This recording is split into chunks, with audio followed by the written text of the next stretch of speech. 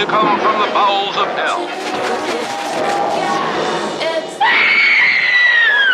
The Dana Gould Hour. Jungle worms and swamp rats run around your feet. I bought a dog that killed the calf that ate the canary. What is truth? And once again, welcome back. Lo and behold, it is that time again. Let's do a podcast, shall we? This is a very special episode in that it is constituted of a series of deep dives into several different subjects in which I have a rabid interest. Hopefully you do as well, because if you don't, you're in for a long-ass listen. Unless you're new to the show, you know of my deep and abiding interest in all things David Lynch. And so it was a pleasant surprise when I learned of the new book, A Place Both Wonderful and Strange, The Extraordinary Untold History of Twin Peaks by Scott Meslow. Scott has written for such publications as GQ, New York, The Atlantic, and this book is far too in-depth and accomplished a work to have been thrown together as a quickie cash-in following Mr. Lynch's passing. Quite, as it turns out, the contrary.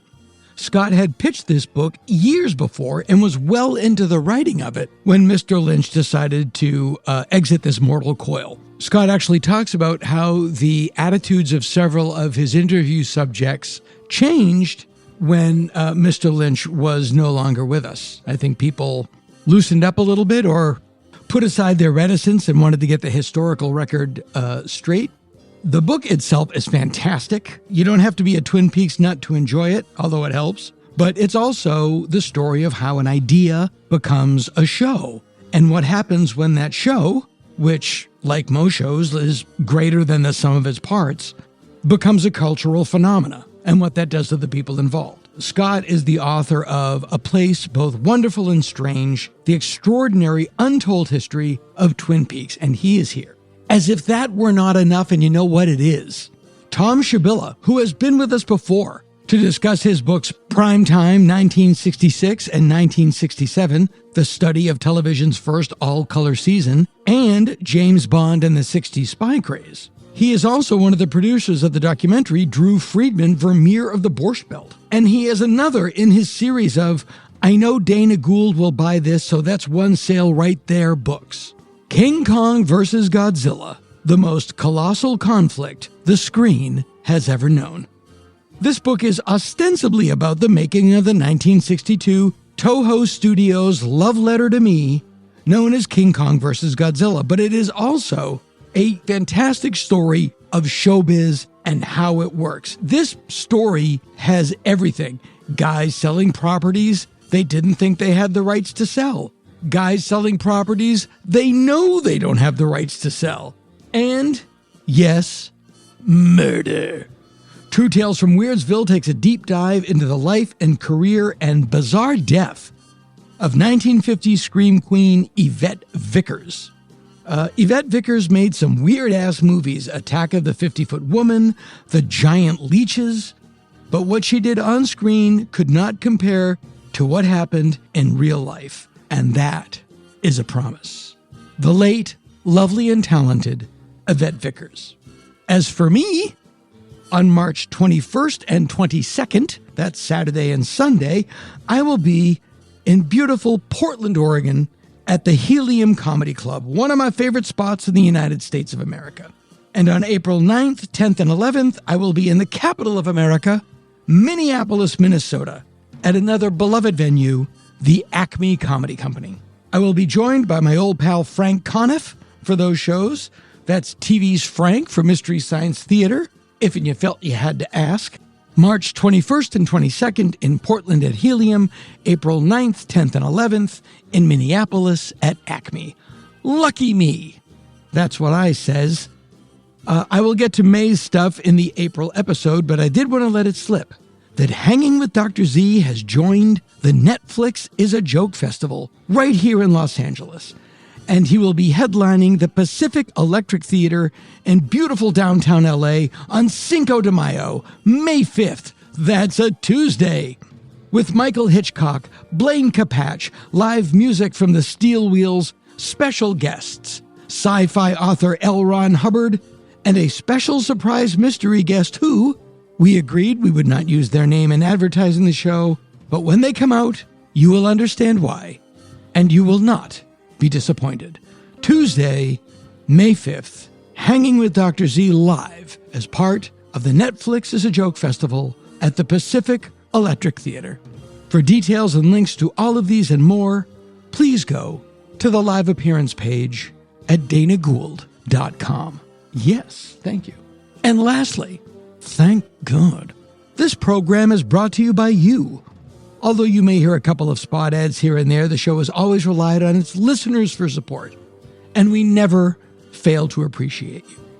And so, if you are not one already, please consider becoming a Dana Gould Hour Sky Cadet.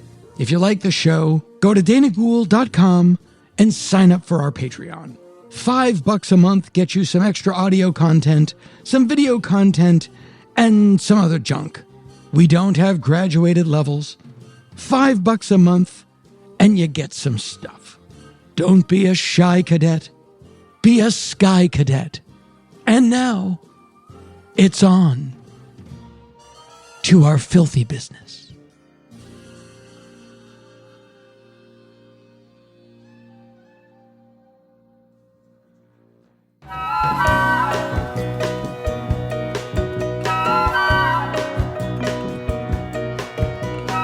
Tune in, it's a gas.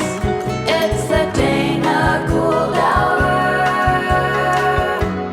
podcast. The Dana Gould Hour. Free and worth it.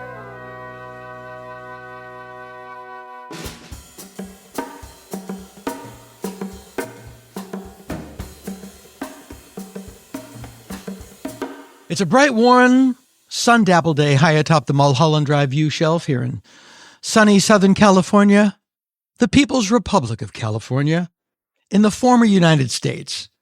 And I am joined in person by our next guest. Normally we do these over Zoom, but this young fella is doing a book tour, and he came up to the house, and I should have known he was coming to the house because at 7 a.m. the jackhammering across the street started. But we seem to be in a brief window, so we grabbed the time. His new book, just out, is called A Place Both Wonderful and Strange: The Extraordinary Untold History of Twin Peaks. Please welcome author, actor, hand model, Scott Meslow. All of my favorite roles. Yeah. Thanks for having me, Dan. Now, this is really interesting because, you know, I did the giant Lynch thing, and all of this stuff seemed to percolate at once.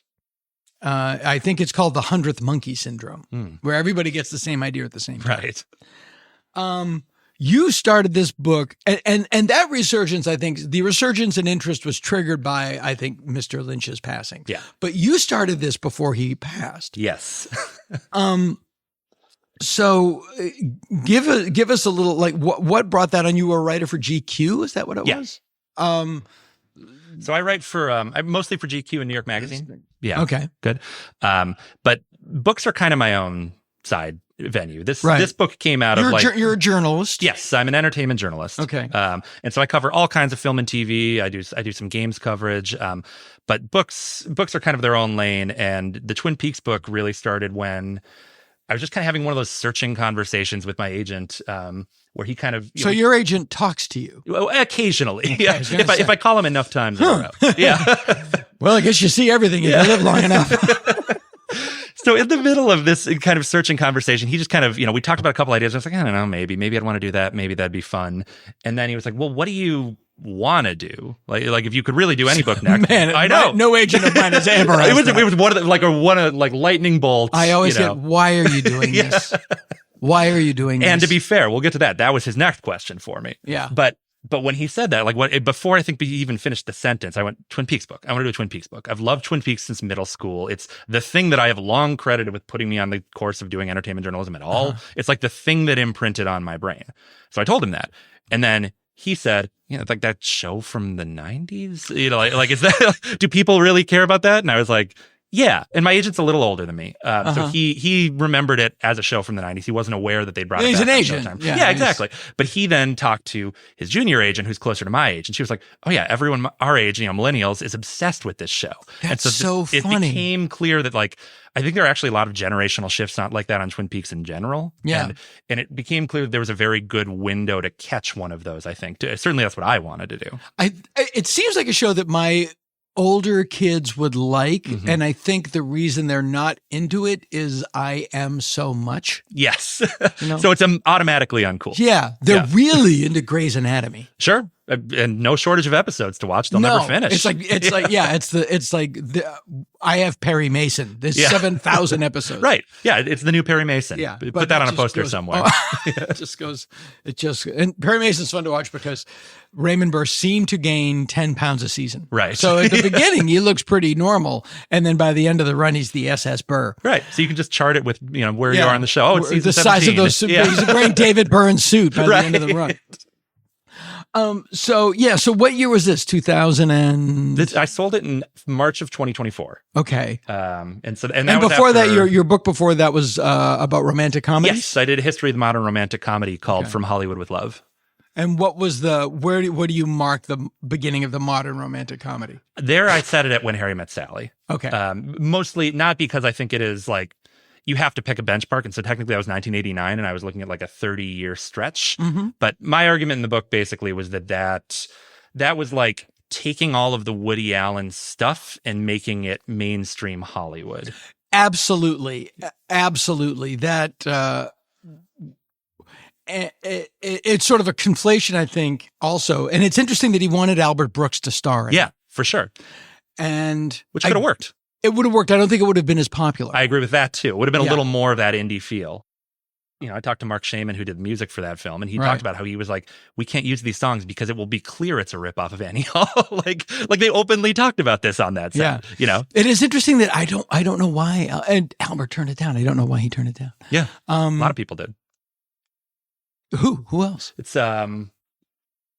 Tom Hanks was talked about. He did not turn it down. I believe they picked, but Billy Crystal was actually not in the mix. Yeah, because of his closeness with Rob Reiner. Right. It was he was concerned about them working together. Richard Dreyfuss turned it down. That was after Goodbye Girl. Yeah, I can see that. Yeah, that totally could have worked. Yeah. But again, I think less mainstream. Right. Maybe less of a hit. Right. Yeah. It's really interesting, that window. But that was the period when you could pay Richard Dreyfuss in cocaine. So it was actually... Well, and he would have had a lot of demand as well. It would not have been the same movie, because he would have found a way to change every scene. Yeah, exactly. That's interesting. I guess that is, I would put so what is your favorite rom-com? In that era, it is When Harry Met Sally. I'm sorry to give the world's most boring answer of all time. No, it's not a boring answer. I would also, but I guess now I can actually say my true favorite is His Girl Friday. And I have proven this because I named my second daughter Hildy in honor of Hildy Johnson. Oh, in okay. That film. The only romantic comedies I like are weird, like modern romance. Yeah. And Will Success Spoil Rock Hunter, or like my version of romantic Well, I define comedies. romantic comedy pretty broadly. Yeah. So you may be surprised by the number of movies. Like I would say Phantom Thread is a romantic comedy. Did you like that? I've never seen it. Oh, really? I have enjoy to that see movie. it. Yeah, you should check that out. I would like to do The Graduate from Mr. Robinson's point of view. God, that's really good. Because this poor motherfucker. He's totally in the dark about everything. And by his the wife way, and his daughter. His wife and his daughter and Ben, they're all assholes. Yeah, that's true. They're all extremely assholes. Self-centered and All of them. self-destructive. Yeah. And he's probably just humming along. I love living in the suburbs. Yeah. Have a drink. Yeah, it's true. If I'm going to hang with anyone in that movie, you're right, it's him, Mr. Robinson. Let's do something, buddy. Make me an old fashioned. He's the only guy in that movie that's not a lunatic. This is a good angle. Make this happen. It's really good. It's a point of personal maturity when you watch that movie and go, this guy's a prick. Yeah, Ben sucks. Yeah, Ben sucks. He's everything that's wrong with baby boomers. The most smug college, right out of college. I know the whole world. Yeah. Awful. So you start to you want to write this movie, and at the time, Twin Peaks. Well, it had the return had come and gone, but was sort of quiet again. Yeah, that was part of the window I was trying to catch with the book. Was I felt like enough time had passed on the return that I had digested it. Like I was a working critic when the show was on, so in real time I wrote about a number of the episodes, but I always felt like that stuff was sort of half formed because the show was just so dense and complicated. Everything That guy takes you do have to gestate it, and it's why. It's why we're still talking about it. Absolutely. It's like it's when you quote J.J. Abrams in the meeting with Lloyd Braun. It's Lloyd to me. We're still talking about it. Yeah. It's still. We should be so lucky to be Twin Peaks. And it is because that's when he was pitching Lost. Right. You know? And it is because it's so dense and it's so. We'll get to it, but Wild at Heart was critically, it's kind of panned when it came out. It won the Palm. It won the Palme d'Or, controversially. Yeah. And a lot of people didn't like that it won the Palme d'Or. Yes. And over here, it was kind of 50-50. Took his lumps on that for Firewalk with Me. Yeah. Like belated revenge from Cannes, Absolutely. But it was only a couple years after Wild at Heart that we got Natural Born Killers, True Romance, U-Turn, all of these movies. Super influenced by Wild at Heart. Super influenced by Wild at Heart. Almost rip-offs. Yeah. I think. And we'll get to this. Firewalk with Me, the ultimate example of 15 years belated, go by and you go, critical. Oh, it's actually a masterpiece and everyone who hated it was wrong. Yeah. And, there's a lot of movies like that. John Carpenter's The Thing, Blade Runner, all these Apocalypse Now, all of the sometimes. There's a danger, at least financially, in being too far ahead of your time. He was just literally ahead of his time. Literally. For sure. Ahead of his Look time. at Gen Z and Twin Peaks. It's the whole thing. See, you're going to have to educate me about that. Happy to. Yeah. That they're really, that makes me happy. It's really happy. It's huge on TikTok. It's what I'm kind of calling Twin Peaks core, where it's like the fashion, the music, there's something about it that is really resonating. It's, the whole, and not just David Lynch stuff. It's David Lynch stuff too, but it is Twin Peaks specifically has kind of found its new audience.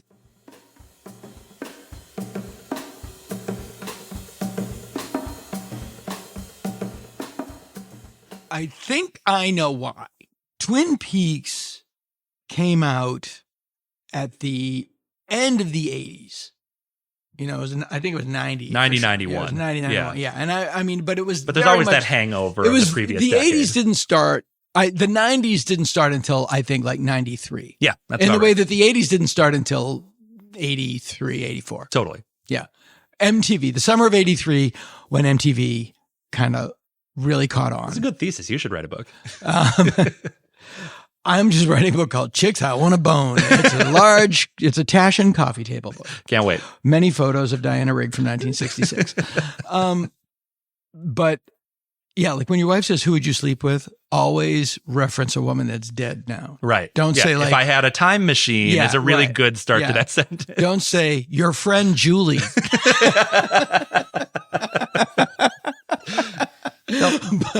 But I mean, I'm older than you, and I've talked about this before. I was the perfect age for it. Right. And I just moved to Los Angeles, and I was, it was my first run at pretending I was a grown-up.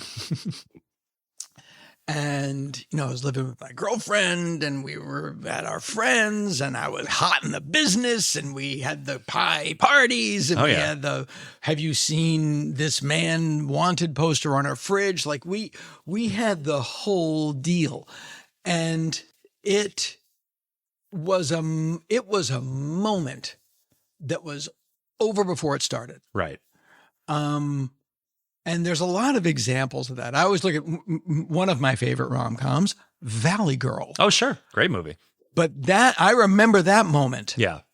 And it was over before it started. Right. But at the time, it was so alive. And I remember 92 specifically, the year Firewalk with Me came out. That was the last year of the 80s. Mm-hmm. And I think of it as a very sour time. Mm-hmm. Everything that we thought was going to happen in the like here it is 1991. Right. You know, We're on a rocket ship. It's like I'm in, the economy is great. Yeah. And for the first time in my life, all the stuff that I liked was the most popular stuff. Right. The cool stuff had gone mainstream for like a REM. second. Yes. Elvis We could Costello's, talk REM all day too. REM had just signed to Warner's. Yep. Elvis Costello had signed to Warner's. The hottest show on television was this show that I loved, Twin Peaks. And I was like, oh my God, everything that I love is me. I won. Yeah. You didn't resent it? There wasn't a party that was like, the cool stuff is going mainstream? You were just happy that it was out there? No, I loved it. I love that everybody liked what I liked. That's good. And I thought, and then over. Yeah. And by 92, it was over. Yeah. And then something new came along. And I think that same feeling is with us now in a much stronger way, especially for Gen Zers. Yeah. Because they don't even get to pretend the American dream works for them. Yeah. And it's like, it's over. Yeah. No, I think we are in a similar window, and in a weird way, like maybe that's what'll breed the good art. I think people really said this about the first Trump era, which I thought was just a very misguided way to think about how comedy and culture was going to go. Like, not a lot of great art about Trump came out, but I do think there is something more amorphous. That's called kind of hopium. Floating around. Yeah, exactly. And people are looking for their silver linings, and there weren't a lot of them. You know? Right. I understand looking. I wanted them too. Sure. But the idea that we might be in a moment where like weird, interesting stuff is going to bubble up again. That makes more sense to me, because how do you process all the other stuff going on? And that's where Twin Peaks came from. Twin Peaks, I was just talking actually with Harley Payton, the writer on Twin Peaks, who did a great foreword for the book. And he was pointing out, I think quite correctly, that the reason ABC took a runner on Twin Peaks is because they were in last place. It was a very calculated business decision. Like, we don't really have anything to lose. Let's throw some money at David Lynch, Mark Frost, let him make something kind of crazy and see if it catches fire. And it just happened to. Like, right. Wouldn't you say the networks are in a similar position now? Like, wouldn't it be a good time for another argument for, we're going to let some cool auteur make some weird pilot and see if we can make younger people watch network television again? Like, why shouldn't another Twin Peaks come out of a moment like this? That is highly probable. But on the other hand, I don't know if network television is a thing anymore. But again, people still work there. Like, no, I know. If they want us to pay attention to them, maybe they should do something a little more. And how much more is it going to cost than some crappy pilot that no one's going to watch? Oh, sure.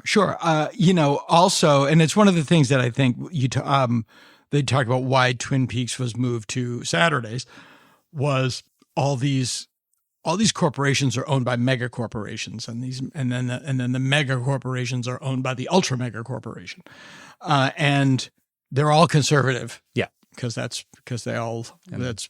are the people that keep money. Yes. And I just don't know. I wish I had an answer for that. It's a great idea, but what you say about ABC is really true. They're just like, well, what do we get to lose? Yeah. And what I loved about that story is they bring in David Lynch and Mark Frost to, like, great, we have nothing to lose. Go ahead. And then he immediately, well, let us now sand this down. Yeah. And now they're terrified of it. But it's also, here's our notes. He's like, I don't want your notes. Yeah. You just hired me to do this thing. Yes. And even still, they sat on it for a year. Yeah.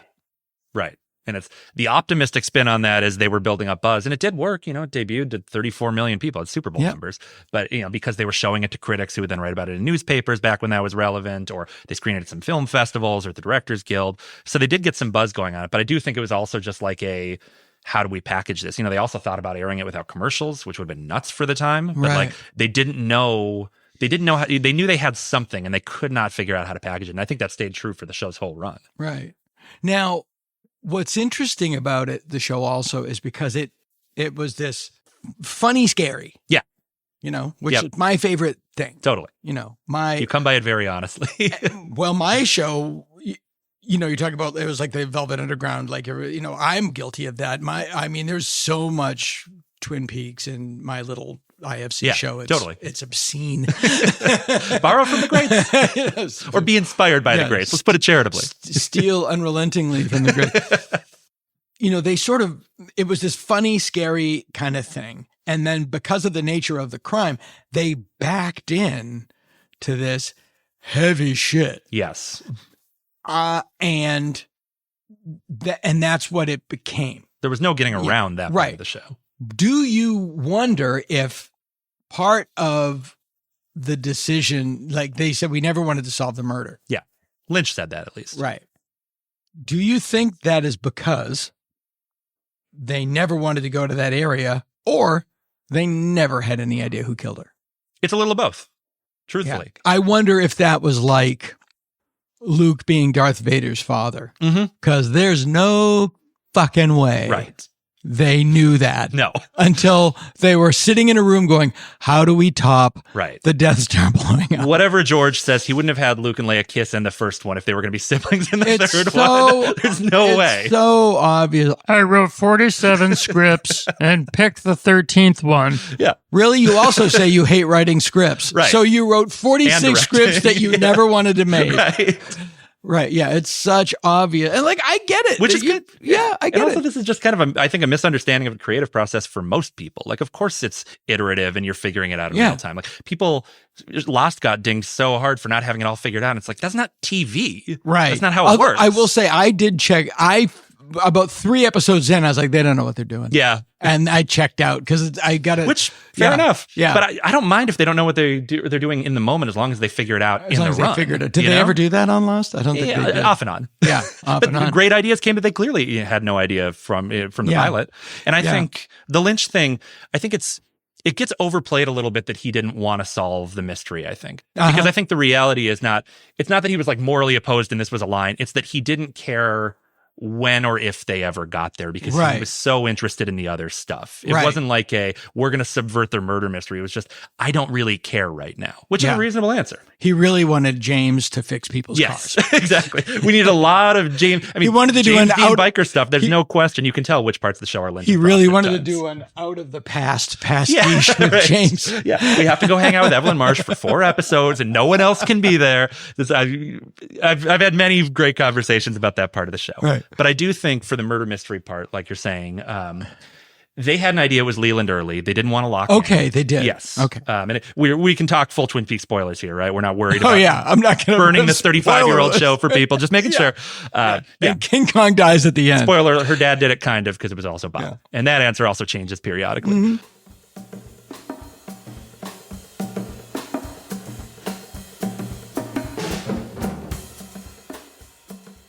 The way they described it was like they figured out pretty quickly there was Leland between them. I think what Mark said to me was something like, it was almost like you'd write in a screenplay where like they locked eyes and they had the same thought. And that happened pretty early. But they didn't tell anyone else and they didn't want to commit to it because they thought a better idea might come. And they did, in fact, kind of try other people in real time until the eventual reveal, which absolutely happened faster than either of them wanted it. Right. Yeah, they were. And I like how in your book, Bob Iger is the villain of the piece. He moved it to Saturday. Yeah.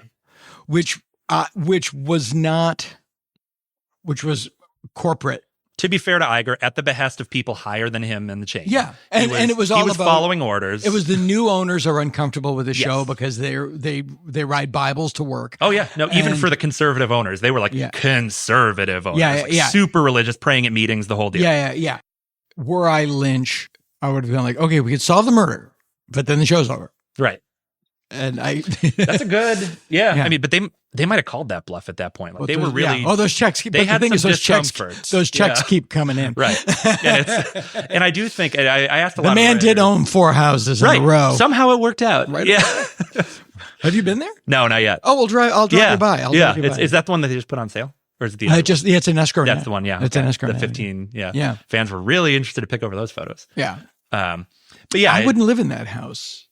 Yeah, I don't like brutalism. It's not my style for certain, but also it does feel like it feels a little ghoulish. I mean, I hear you. People got to live in homes, but like that was like his house, like his art, his whole. Yeah. So I'm with you. So I do think that they sort of backed into this thing that they weren't prepared to really wrestle with. I think that's right.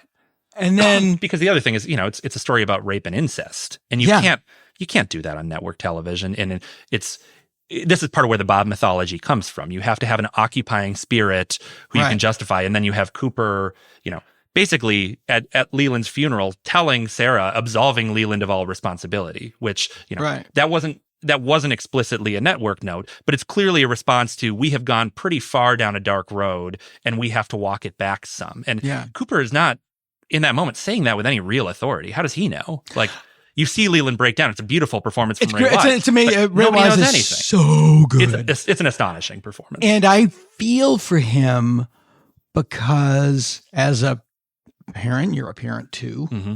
It is the unspeakable. Yes. And so not only is like, hey, you're on the hottest show on TV. Right. Now you're off it. And you're going to be, and it's you committed also the worst crime you can imagine. And here's another thing that I think about in the way that it's become, suddenly people go, in the way that people look at Fire Walk With Me and say, oh, it's a masterpiece. Yeah. There's the reverse of Todd Solondz's happiness. Mm-hmm. Like Dylan Baker. Right. Fantastic actor. Fantastic in that film, of course. But it's also like, too good. What the fuck are you doing? Yeah. Because you read that script and you went, oh, this will be fun. Yeah. For sure. Or Silence of the Lambs. Look what that did to, God, I can't think of that actor's name. Yeah. Yeah. Buffalo Bill. Yeah. That changed his career. Yeah. But even the Buffalo Bill thing was with the trans thing, and as they said now, it's like, that was pretty bad. Yeah. It was a different time. It was a different time. Sure. Different problem in Norman Bates. But the Dylan Baker thing, like, I don't see I could read that and go, no. This is what I want to do. I don't want to do this. Yeah. And other actors passed on that, right? I've read the history of that film. You're right that Ray was I talked to Ray several times. Look, he was a fantastic interview, and he didn't know. They didn't give him a heads up that, by the way, you're going to be the killer. I love him so much. He's amazing. I talked to him at a fan event, and we have a mutual friend. Yeah. And I said, when you were doing, I'm going to try to get him on this. Yeah, you should. Yeah, no, he'll Great interview. He's so cool. Yeah. I said, like, when you were doing the feature and you're doing some of that heavy shit. Yeah. Like, how did he? I mean, because you can't have a lighthearted. You can't have a lighthearted set because you got to sort of honor the moment, right? And you're in the truth of the moment. Yep. But how did he direct that? And it was so funny. He walked up to you and put his arm on my shoulder and be quiet for a minute and just went, you know what to do. Yeah. A lot of trust. And that was, everybody, actors adored Lynch across the board because he would give them that level of freedom. His direction was very spare, but a lot of his work was done just in finding the right people, he felt. He would kind of let them bring what they were bringing. No, he's a brilliant, it's truly interesting. So, in terms of like from the Twin Peaks to the Fire Walk With Me, it does seem like Lynch was able to wrap his head around what it was, and he wanted to go there all the way. And Mark Presley, that's not the story people want. Yeah, and in the moment, he was right. Yeah, absolutely right. He was right. Yeah, I would say for starters, it's shocking that they got to make any more Twin Peaks at all, because it was seen as, kind of damaged goods and, something that was people were already done with. Yeah. So that Lynch got the funding to do it was pretty unlikely to do any kind of Twin Peaks continuation. It is amazing because it was when it was over, it was over. Yes. And I remember watching, this is such a perfect analogy of I was living with my girlfriend when the show was hot. She had just moved out and I was still in the apartment. With your little Bob poster on the wall and everything. Yeah. Half the shit gone. Right. The cat's gone. Sitting alone watching the series finale. It's just total nightmare in the red room. Right. Yeah. But it was so funny. Kind of perfect. It is. It was like, it's done. This whole era is done. Yep. You got your send-off. Yeah, I never thought of that until just now. It's like, oh yeah, it was like no need for Freud here. Right. Yeah, it's over. And then the X-Files came, and that was like, right. This is a little more Brighten it up a little bit. Yeah, a little more palatable. Yeah, a little more episodic. Somehow, CIBY said, no, just go ahead and do it. Yep. It would have been. I'm surprised that they didn't do a Godfather Part 2. Until the last 7 days of Laura Palmer with Dale Cooper getting out of the lodge. Right. I mean, I would have loved to watch it. I think I would have loved to watch it. certainly some people wanted to do more. You know, it was tricky already then, because what had happened was, you know, there were kind of 4 big creative forces on the second season. You know, it was David Lynch and Mark Frost and Harley Peyton and Bob Engels. Right. And what had happened is it's overstating it to say that there was a split between them, but there's no question that there was one side that was much more Mark and Harley and one side that was much more David and Bob. Right. And David and Bob went on to make Firewalk with Me without any input whatsoever from Mark and Harley. And so it's like the show's creativity, you know, the creative brain trust had already sort of split in one direction at the cost of the other. Right.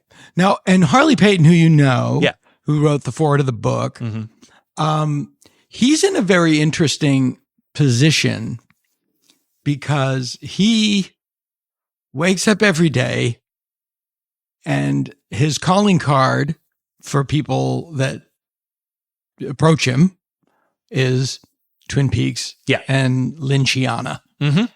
And I fully admit I don't know what his career did after that. And he might have written the first Avatar. I don't know. He's done cool stuff. My apologies. But yes, he would agree that Twin Peaks is still the top line item. And yet David Lynch did not like him. They had a big conflict. Yes. Yeah. And I know the story, and you can tell the story. And I feel for both people. Absolutely. Because I've been in both of those positions. Mm-hmm.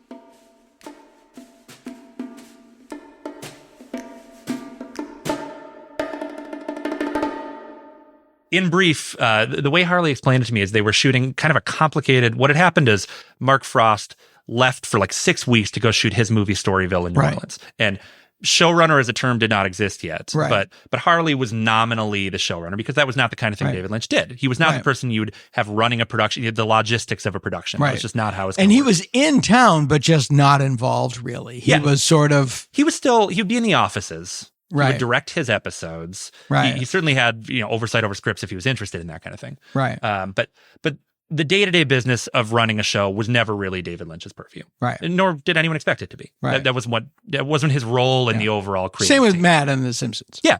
Same situation where it's an important creator with important perspective, but you're not going to go to them about like budget items. It's just not what they do. But that's what Lynch did. He gave the director, Todd Holland, a shit ton of notes at 11 o'clock at night. Yes. Before you're shooting the next day. Yes. You can't do that. A very complicated shot. So then Todd called Harley, basically, what do? I can't defy David. And Harley said, ignore it.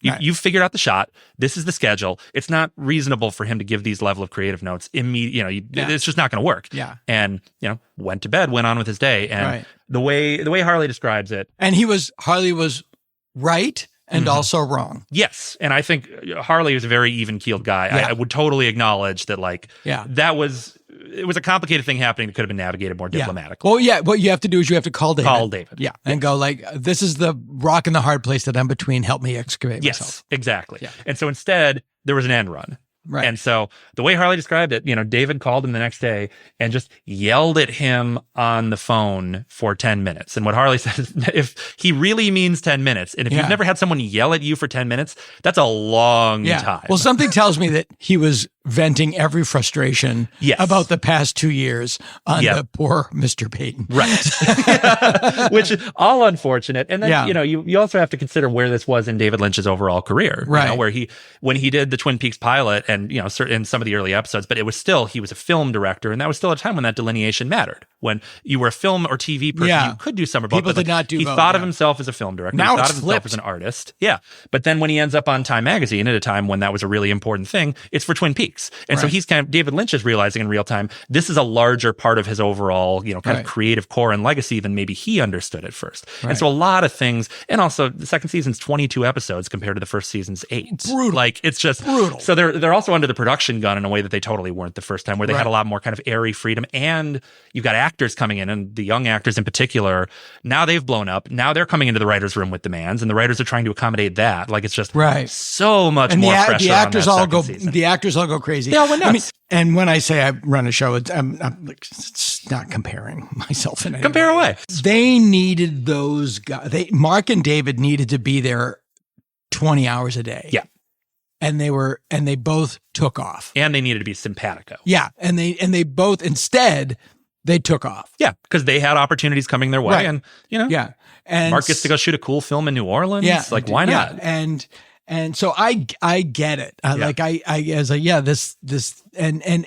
literally everything wrong that could have happened. Yeah. And despite There's it all, nothing happened. I like a lot of that second season. Oh, no, I think it's remarkable what comes out of that Crucible. Up until Leland, up until then, it's as good as the first. It's as good as the first for season. sure. Yeah, absolutely. And then it ends great, and then there's the Civil War stuff. Yep.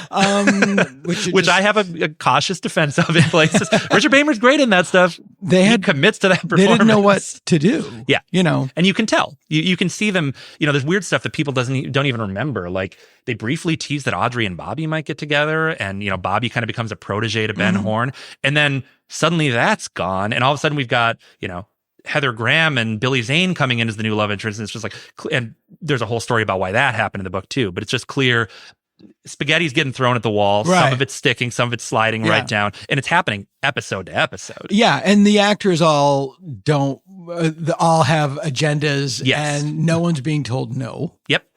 And then some people are not, I talk James Marshall, who James Hurley takes a lot of lumps in the fandom now. Yeah. Like, James Marshall he agrees with almost everything people criticize about James Hurley's arc. And he's just said, I wish I'd had the confidence to go to the writers and complain the way that other actors were doing. It's so funny. I just went to this fan event. Yeah. And he was like, I'm so nervous. I'm so nervous. What? He is the coolest. He is like the nicest, realist guy. Why are you nervous? You're an actor. James Hurley. You're the cool biker guy. But you're an actor. Your job is to be on stage in front of people. And yet, but as not James Marshall. So. Right. Yeah. Totally. It's the period of this whole thing that I'm the most fascinated with. A Fire Walk with Me. I want to tell this story. Mm-hmm. And everyone says it's not the story they want to hear. Yeah. Like Todd Browning and Freaks. It's like, this is the story I have to tell. Well, good. Right. And now you're done. Yes. And it's a miracle that he came back from that. And I don't know, and we never will know, if he said fuck, or if he was happy with it because he had Final Cut and it was like, well, if you don't like it, you don't like it. That's my understanding. That's mine too. Yeah, that it was compared to Dune. Yeah, because not at all the same problem. Yeah, I died twice on Dune. Yes, exactly. That's the famous line that he had about it, and it is a great film. I love Fire Walk with Me. Yeah, I think what's not to be proud of there, and was he surprised that something so punishing, so so kind of actively unpleasant to the audience in ways that I think are really admirable? Was he surprised that didn't find mainstream appeal? I don't know. He had the kind of brain that might have gone, everyone would understand this, and the movie did do really well in some territories where it clearly spoke to people. So and it is true. It is true. Not only does he insist on telling this story that his writing partner says you don't want to tell this story. Yeah. And half the cast says I don't want to be. We're not interested. Yeah. Including Kyle MacLachlan. That's a huge sidebar that I want to get into. But for sure. It's a testament, they really felt burned by him taking his hands off the wheel, which you can't really argue. People speak very candidly about that in the book. It was actors were really disappointed in some cases. Yeah. But for Kyle to do it, because David David made Kyle's career. Absolutely. And plucked him out of obscurity to star in the biggest sci-fi movie of all time at the time. He was a nobody. Yeah. And for Kyle to go no. Right. Wow. I know. I would hugely disappointing. By the way, but to the other end, good on Kyle's parents for raising that guy. Right. To be so secure in himself. So I don't want to do this. And I take his notes. I understand, you read that script and go, what is this? This isn't absolutely the show. And Cooper is not the main character. He's in the first act and then he goes away. Yeah. And you're going, okay, Twin Peaks is over and kind of flamed out a little bit. I got a career to think about. Oliver Stone's The Doors is coming. There's a whole, how much longer do I want to pomade my hair and throw the suit on? It's just, at some point, does that, again, this is early 90s, is it sad? Not everything is Star Trek, the motion picture, where you can start spinning it out to a bunch of movies. It might look like you're doing a roadshow version of a TV show that already went off the air. Right, which is what a lot of people started on Star That's Trek. true too. Don't get me wrong. But So I'm sympathetic to why people would have balked. Yeah, and it also sounds like those guys a lot of agent advice. Yes, like that's I think also that true. I think that Kyle wanting to get out of the suit was an agent going, Mm-hmm. "You need to be in a shirt so people will not cast you as a guy." I mean, it's just Yeah, totally. a lot of terrible. Right. They're full of bad advice. Classic don't do this stuff Yeah. that's not really rooted in any kind of reality. Yeah, I want to know what that conversation was Mm-hmm. between those two. Yeah. And then what caused him to come back around. Yes. And I think come back around has to come with a huge asterisk because he gave them 4 days. And that necessitated a dramatic rewrite of the first act of Fire Walk with Me. You know, the whole characters of Chet Right. Desmond and Sam Stanley, which I love. I mean, I think that's a classic David Lynch happy accident where the film is better for it. By the way, I'll want to go with Chet and Stan and Deer Meadow. yeah. I can watch 7 hours of that. Yeah. I love that. I love all That that. stuff's amazing. And I people talk about they don't like it. Yeah. I'm like, no, it's my favorite thing. Mm-hmm. Because once the other story starts, I know what's going to happen. Right. And you Which know is it's always the problem going to be a with nightmare. prequels. Yeah. By definition, it's going to be a Yeah, it's nightmare. It gonna be a has to nightmare. end that preordained way. Yeah.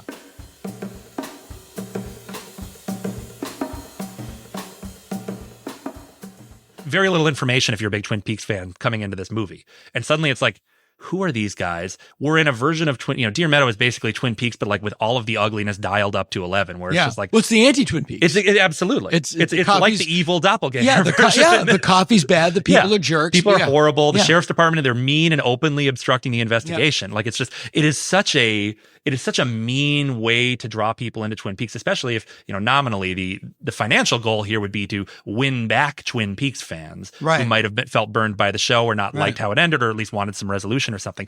And you were doing everything in the opposite direction. You're doing something purposefully strange and alienating, which I love. But I also, again, you get why some people went, what the hell is this? Totally. And it's the most, I remember seeing it opening night here in LA, and I just a weird, someone was it was not a big crowd, Yeah. but somebody had a Twin Peaks phys ed department t-shirt, because there used to be, I don't know if it was Oz yet, it was Spencer Gifts. Sure. And it had all the Twin Peaks like shares. I still have my, all of my stuff. Hang on to that. That's valuable now. I guess, yeah. Like I'm assuming you have all of it too. I've got a classic sheriff's department mug that I think goes for a pretty penny. Yeah. But I'm not getting rid of that one. Yeah, no. I have the Time magazine and all that stuff. Yeah. My mug was given to me by Russ Tamblyn. Oh wow. And it I love broke Russ. in an earthquake. Yeah. Yeah, greatest guy. So I remember hating it because it wasn't scary, funny. It was just, and I was too dumb to absorb the full picture. Like now that I know what all of the Red Room stuff was really about, because it wasn't explained at the time. Like you didn't really know what Garmin Bozia was. Right. I was like, why am I watching a It does guy? say pain and sorrow in the subtitle. Right, so but I'm just we like- know a little bit about Garmin Bozia. But I remember I remember walking out and saying like to my friends, did we just pay $7 to watch a monkey eat corn? And then say Judy. It's Yeah. very important that it says Yeah. Judy. Let's get into the deep lore. Yeah. There's 2 fan edits, the Q2 and the Blue Rose. The Q2's better. There's more in it. And when I saw the Q2 edit, I was like, oh, I see what this is. Yes. I haven't seen that yet, but I've heard it helps a lot of people. Yeah. Because it introduces a little more of that Twin Peaks feel. I think I'm in the minority. I think it's a better film. Yeah. I think I know a lot of people say like, you have to honor his final to the cut. argument but it's like, artistically, I'm not deleting his Right, cut, that's but the thing. Why not? Yeah. I'll watch any variation. And I love the missing pieces as they are, as just sort of this kind of weird Twin Peaks tone poem. But like, that's for the hardcore fans. That you can't sit down and watch that with someone who's like casually watched. Yeah, no, but it incorporated. It's long, but it's good, especially the stuff with Philip Jeffries is really laid out, and and which turns out to be hugely important for the return. Which brings us into Fire Walk with Me comes out, and it just pulls the plug on his career. I mean, he literally moves to Wisconsin. I am sympathetic. Other than what I always found heartening about that whole story was like he never expressed like a whisper of regret for Fire Walk with Me, and it's so great that it finally found its audience. You know, clearly it's Criterion Collection, widely acknowledged as a masterpiece, and maybe his masterpiece to some people. I wouldn't go quite that far, but there's no question it's in my like AAA tier of David Lynch works. Like, I think it is a total masterpiece. It's a major. I think that. I think that Lost Highway and Wild at Heart are considered his B+ efforts. Yeah. And Blue Velvet, Mulholland Drive, Elephant Man, Eraserhead are his A+ efforts. And then Straight Story is like just a fascinating detour of like a different career he could have. As was Fire Walk with Me. I think it's this whole other thing because it's a part of Twin Peaks. Yeah. It's not Twin Peaks. And then to understand the return, you have to have ingested Fire Walk with Me. I think it's maybe more important to the return than all of Twin Peaks. I agree. There is so much mythology nested in those 2 hours. It really is true. And the return wasn't like everything else. Like it didn't set the world on fire. Yeah. The run up did. Right. Got a lot of attention. But it was unapologetically a really challenging piece of work. Like you can sort of imagine what the easy version of a Twin Peaks reboot is. It's like, oh, we're in Twin Peaks again, and the new homecoming queen has washed up on the shore. No, I mean, Bob must be back. Like I think 10 punchy episodes of that. I think that's an easy hit, and they really did not want to do that. Yeah, you say something in the book that I wanted to talk about because I really, and again, even at the time that came out during production on my little show. And I remember that was like my, Sunday night, I can watch Twin Peaks and then my week starts again in my little condo in Atlanta on my laptop. It was a really exciting summer. Yeah. I was having a blast. And I remember I would just watch it on my laptop and go like, okay. Like I was like, I was like, when's Dale Cooper coming back? Right. But now I rewatched it 4 or 5 years later. And I was like, God damn it. Yeah. I get it. And what is it about that guy that is like, yes, him plus 6 years and it's brilliant. Right. It's true. There is such a long tail on this stuff. Yeah. I do think I'll give you another weird analogy. The Pixies. Please. Oh, sure. Yeah. Same. It just gets better with time. Right. There's something about being ahead of your time that it must really suck to be ahead of your time. Where you're like, I find, tell me if I'm wrong. And the confidence it takes. I find that those Nirvana albums are very much of their time. Yeah. No, it's a 90s sound. Right. And I find the Pixies albums pretty timeless. That's interesting. It's more in the production though, right? Than in the music. Also in that the Pixies were never that big. Right. Like you couldn't exist in 1991 without knowing like Nevermind. Yeah. Yeah. Where the Pixies were always like, it just seems more timeless. Yeah. There are certain things that are just so E.T. Right. Does not age. Yep. Yep. It's 1982. The effects are very of the era. And just everything. And the filmmaking. I know what you mean. It feels like 1982. I love that movie. But also, I'm old enough. Like if I showed that to my daughters, I don't think it would do it. Well, maybe. But the thing in Blade Runner, which came out a month later and were hated, are now still pretty timeless. Mm-hmm. Yeah. It's a very like kind of intangible thing because I do think some of it you can pin some of it down to like it's miniatures, so it aged better than like crappy digital effects. It's the more recent version of that to me would be Lord of the Rings movies versus the Hobbit movies, and it's astonishing how much better Lord of the Rings looks because the CGI was used more sparingly. The Third Warrior versus Furiosa, right? Exactly. Yeah, where it's the difference is just apparent, and I think you can sometimes you can literally see it, and sometimes you feel it intuitively. Yeah. But I do think it must be maddening to be so ahead of your time, and to what I really respect is the confidence it takes. Because like David Lynch did not, he insisted on Final Cut, and he did not modulate his vision. No, it would be so easy to let the money people seep in and the concerns about box office or the whatever, or what your next project is going to be. So if you compromise a little here, then maybe the next one will come a little more easily. Like, this is a job. Like, you work in a creative field. I work in a creative field. You think about your audience to a degree, but you also have to hold true to some kind of vision of what you want to do. And it's a very hard line to walk. And he does I'm just going to use a current tense. Yeah. He approached filmmaking the way a painter approaches a painting. Right. Mel Absolutely. Brooks told me that he had to explain to Lynch that he couldn't do John Hurt's makeup. Right. Oh, that's really interesting. And he had done the makeup on Eraserhead. He had done all that stuff. And he had tried a run. He's like, let him try it. But, but it wasn't what they needed. Right. And Mel said, like, if I tell the studio that you're doing the makeup, the studio's going to say, if this guy has enough time to also do the makeup, he's not giving the direction his full attention. It becomes a business problem at that point. Well, it's just like if you do the makeup, they're going to think you're not really doing it. Yeah, totally. and it's true. It's like you can't do it. Those are two full-time jobs.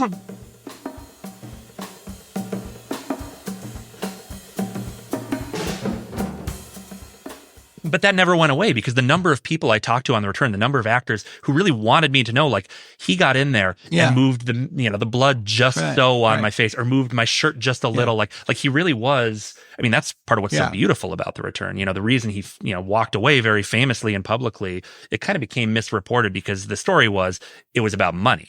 But that did not mean Lynch himself was not making enough money. It was that he was concerned he didn't have the money and the time to shoot it exactly the way he wanted to. And that was what they had to hash out. He wanted to shoot the whole thing like a movie. Yeah, exactly. And that means that all of your departments are always on call. Yes, exactly. Yeah, which is how they did it. Right. And, instead of 18 different episodes. Say how many episodes. That's the other thing.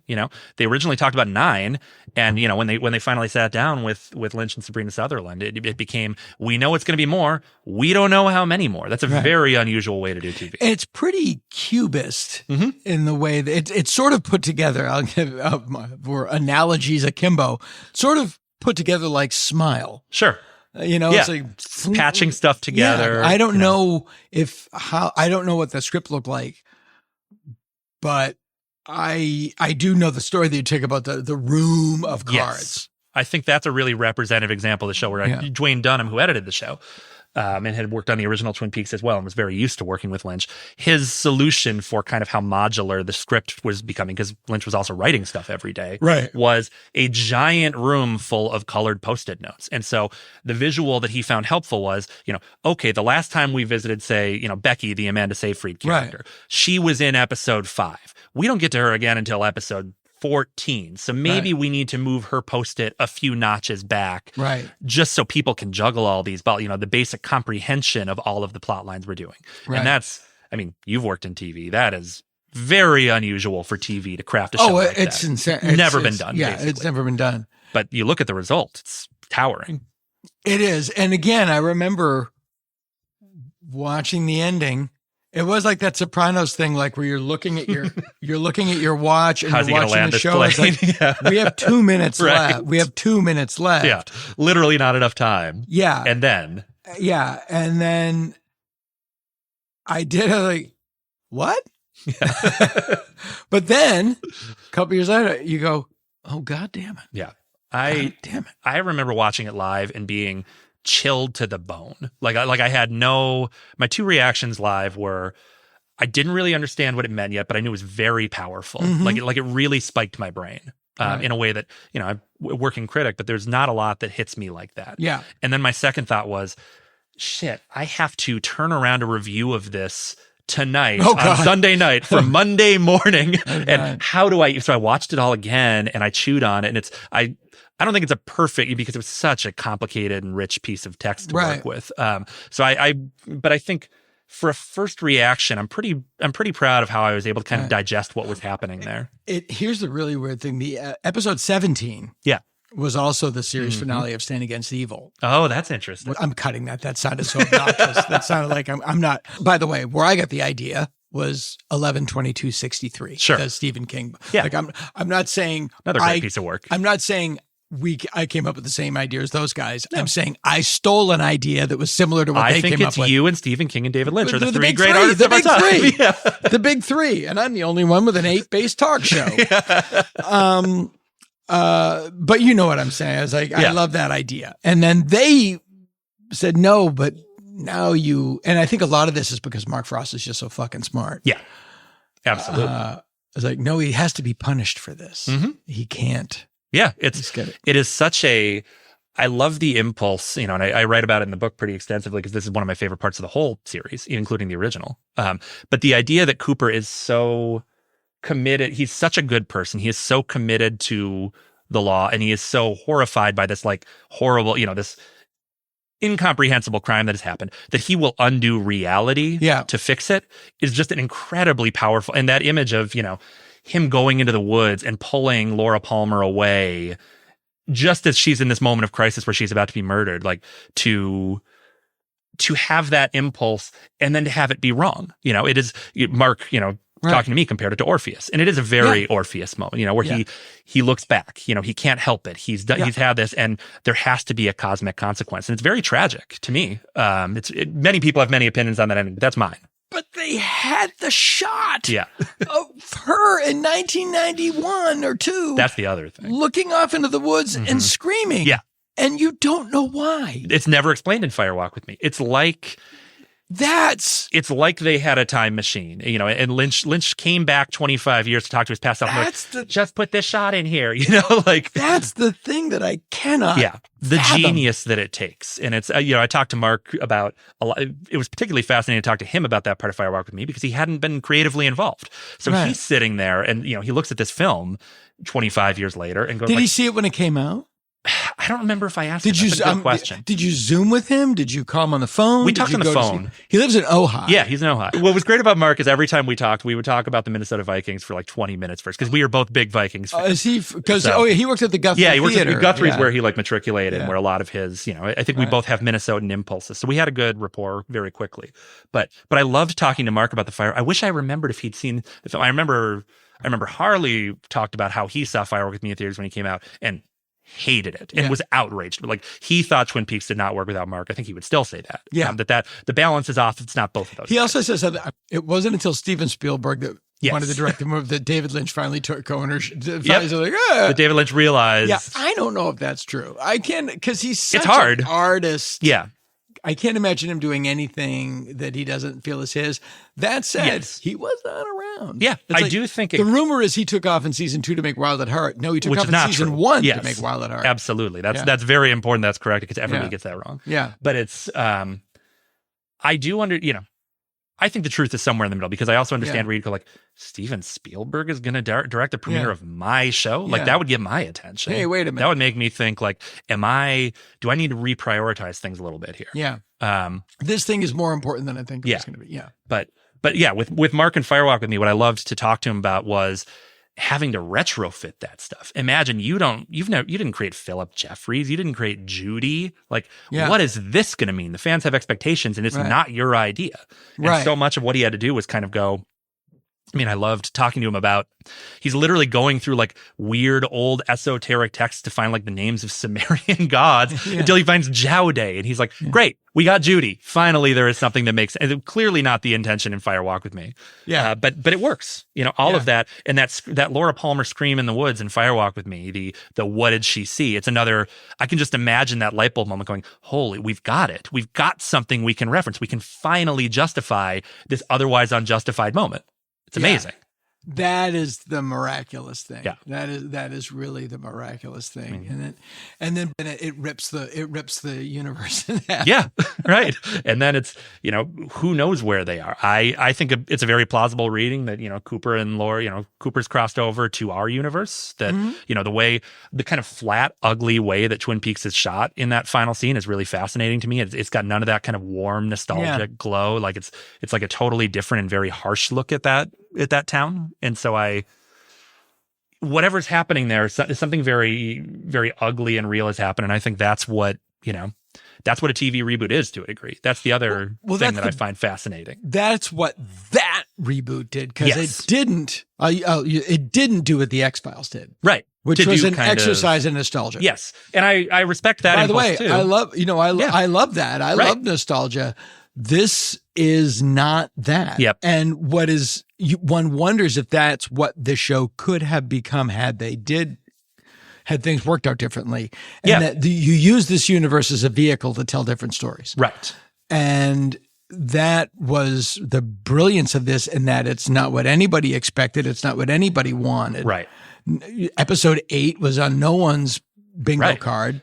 To radically And- reconstitute all of Twin Peaks mythology in a single hour, Yeah. to make it about the bomb instead of the kind of unknowable evil in the woods. Yeah. Like, that's a fascinating impulse. That changes everything. And it's like, wow, why didn't David Lynch make a 50s sci-fi horror Right. film? It's Well, he brilliant. kind of did.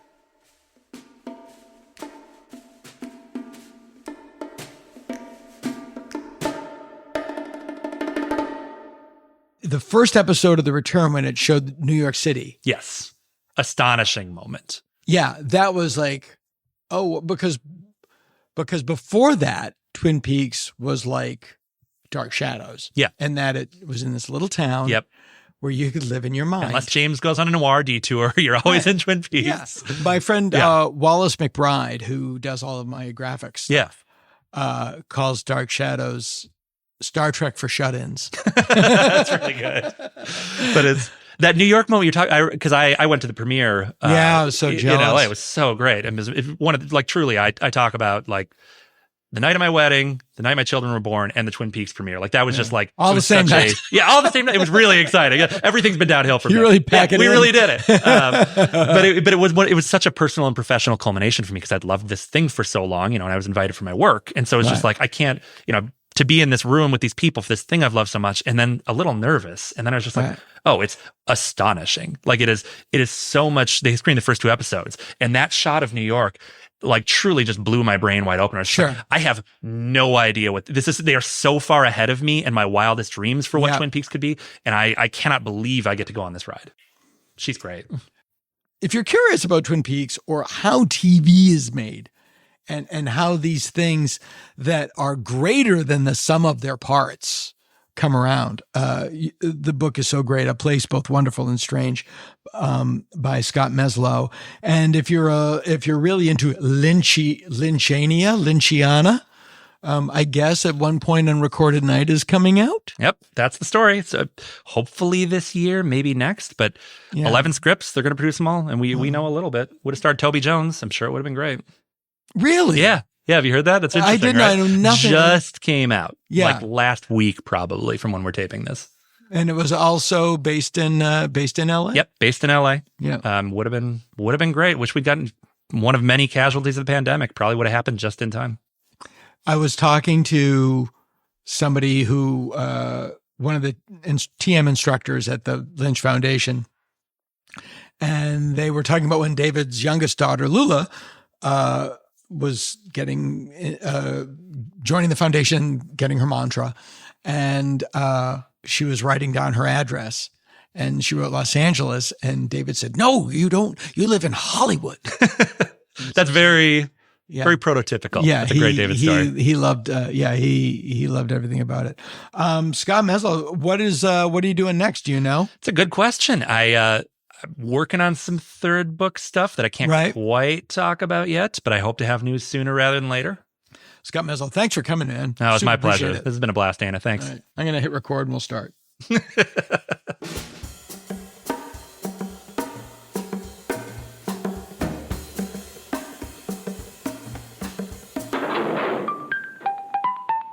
More to come from the Dana Gould Hour.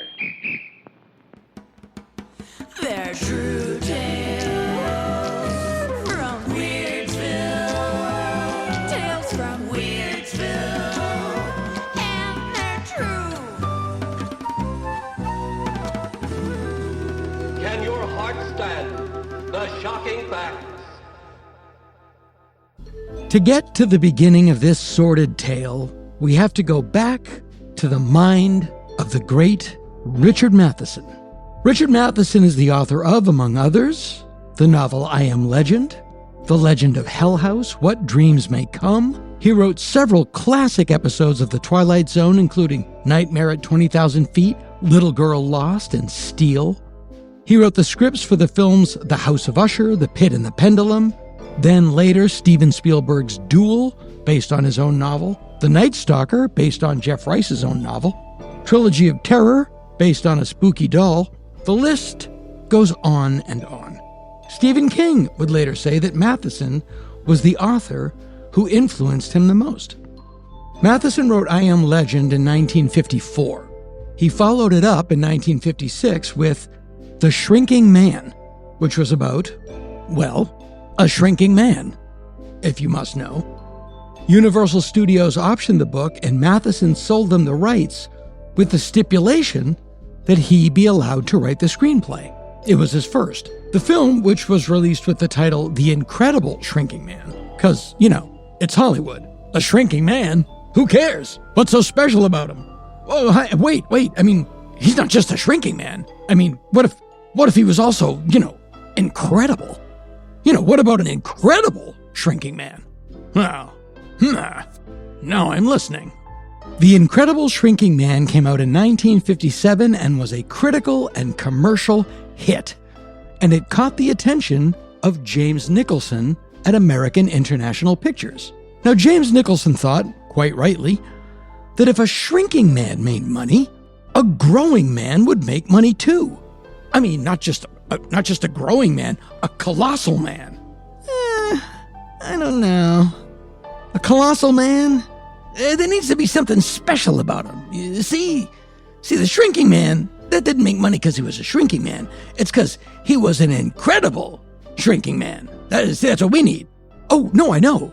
He's not just colossal. Colossal, who cares? He's amazing. He's an amazing colossal man. Well, why didn't you say so? Why didn't you say so when you first came into the office? The Incredible Shrinking Man was released in February of 1957. The Amazing Colossal Man was rushed into production and managed to come out later that same year, in October of 1957. And that also made money. So they got to thinking, if a colossal man made money, then a colossal woman would also make money. I don't know. Thing you guys don't realize, he wasn't just colossal, he was amazing. Oh, did I say she was just a giant woman? My God, no. She's astounding. She's the astounding giant woman. I'm listening. The Astounding Giant Woman, at some point renamed Attack of the 50-Foot Woman, was released in May of 1958.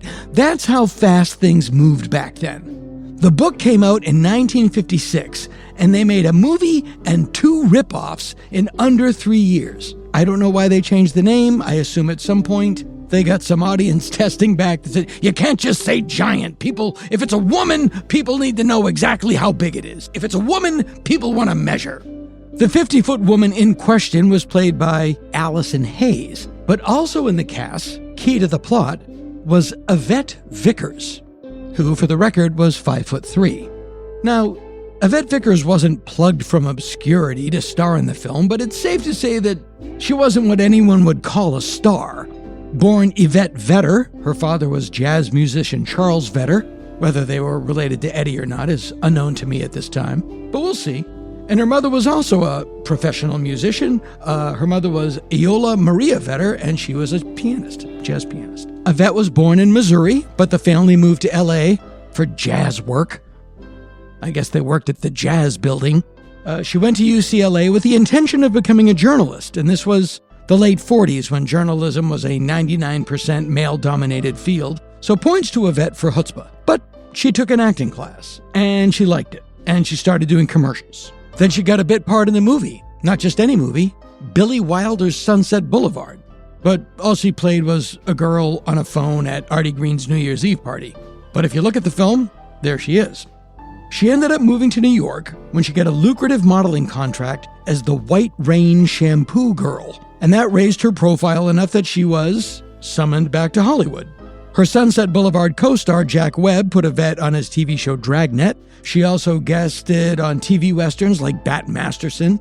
Although she worked a lot as a model, she was not a model who acted. She was an actress. She was very serious and very dedicated to the craft. She joined a theater troupe here in Los Angeles that also featured Carolyn Jones, who would go on to play Morticia in The Addams Family.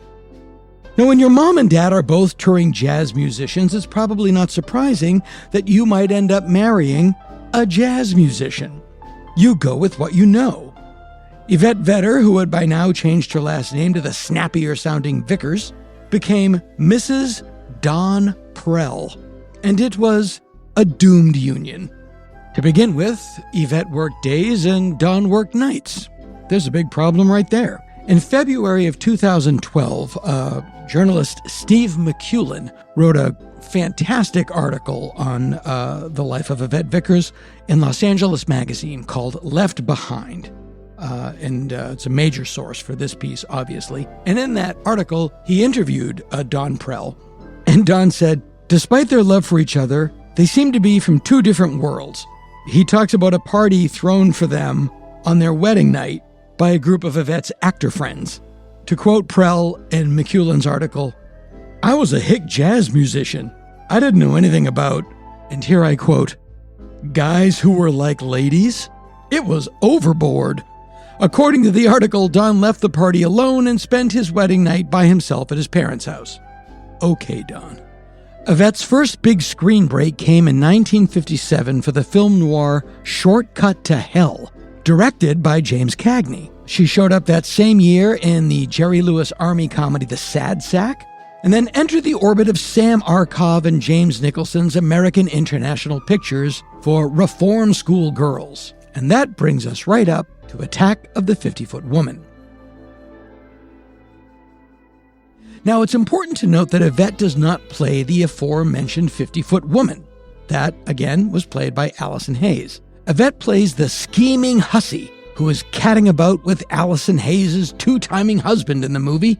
And that says something interesting about the story of Attack of the 50-Foot Woman. The Incredible Shrinking Man tells the story of Scott Carey, a responsible American insurance agent who encounters a mysterious radioactive cloud while on a boating trip and begins to mysteriously shrink in size, eventually getting lost in his own basement, where things like his cat and ordinary spiders become life-threatening predators.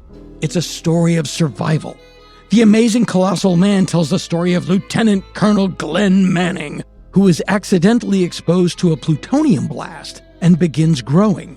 But the bigger he gets, the more he loses his sanity. It's a race against time to cure him or kill him before he becomes too big or too crazy to stop.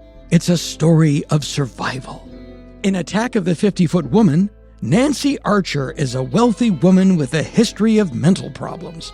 So much so that her philandering husband is trying to get her recommitted to the insane asylum from which she was just released. That will allow him to continue gallivanting about with his scheming hussy of a mistress, Honey Parker, played by Yvette Vickers.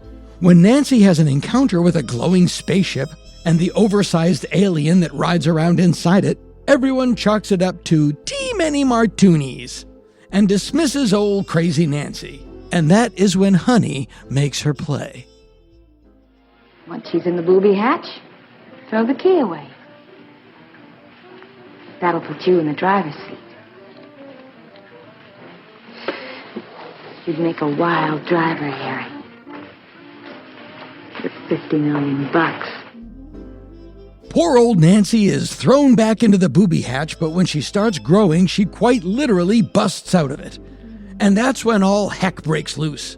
Nancy, using her towering height and superhuman strength, goes to find her husband and give him an earful. It's not so much a story of survival as it is a domestic drama.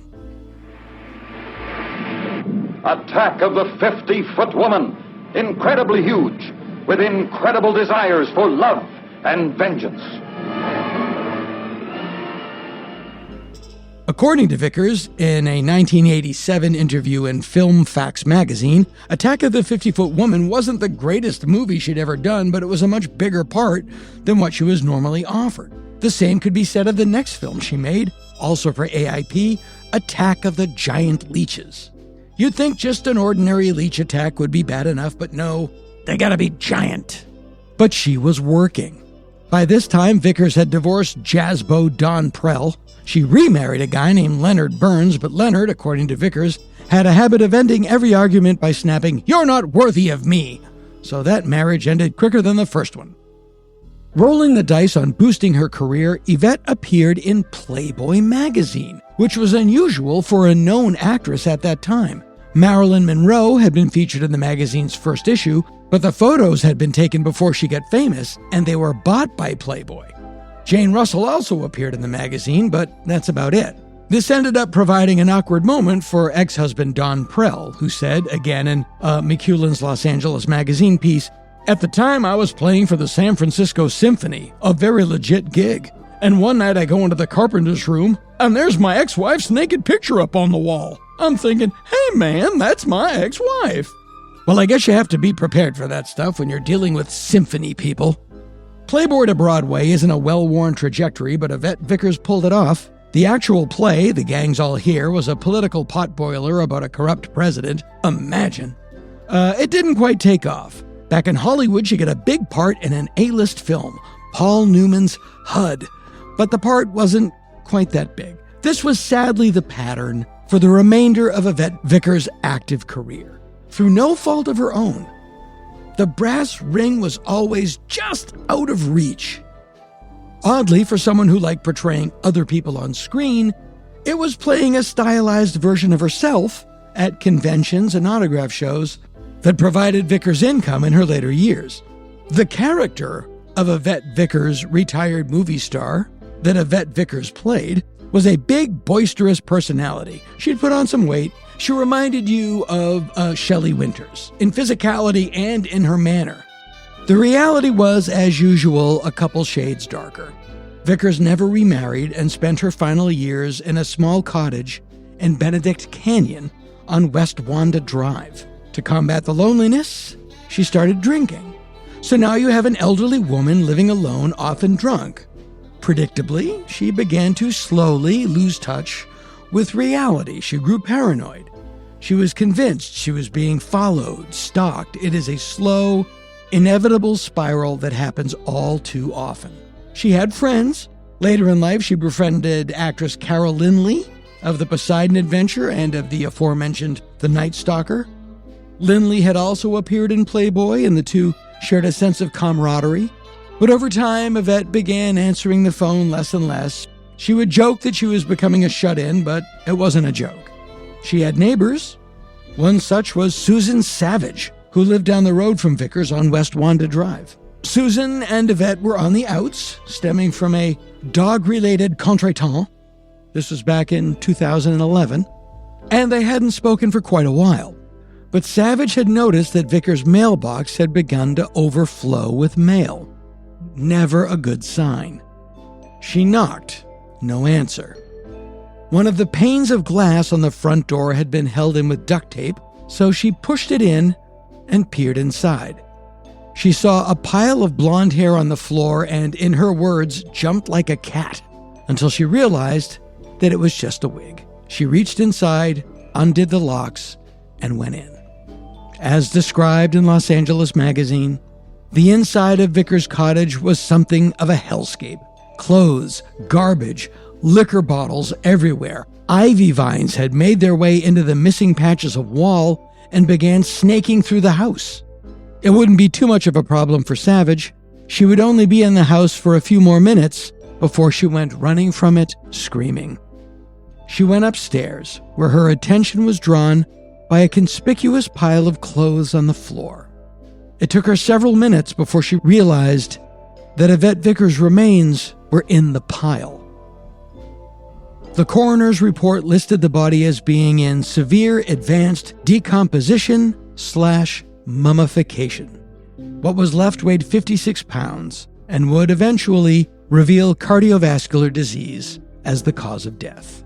But Yvette Vickers is, in a way, still alive, and that is the trade-off for all of those people who sacrificed their personal lives on the altar of their film careers. She gets to live on TV, on movie screens, in magazines, and in the minds of fans. In his excellent memoir On Writing, Stephen King writes about a crush he had on an actress when he was a kid. When I lay in bed at night under my eave, listening to the wind in the trees or the rats in the attic, it was not Debbie Reynolds as Tammy or Sandra Dee as Gidget that I dreamed of, but Yvette Vickers from Attack of the Giant Leeches. You know why? Because they weren't just any leeches. They were giant leeches. See? They gotta be special. That's how that works.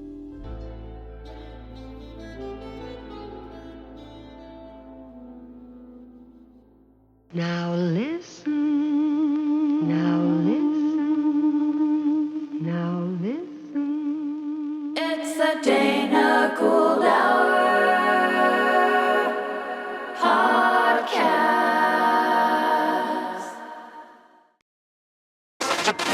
And now, on with the show.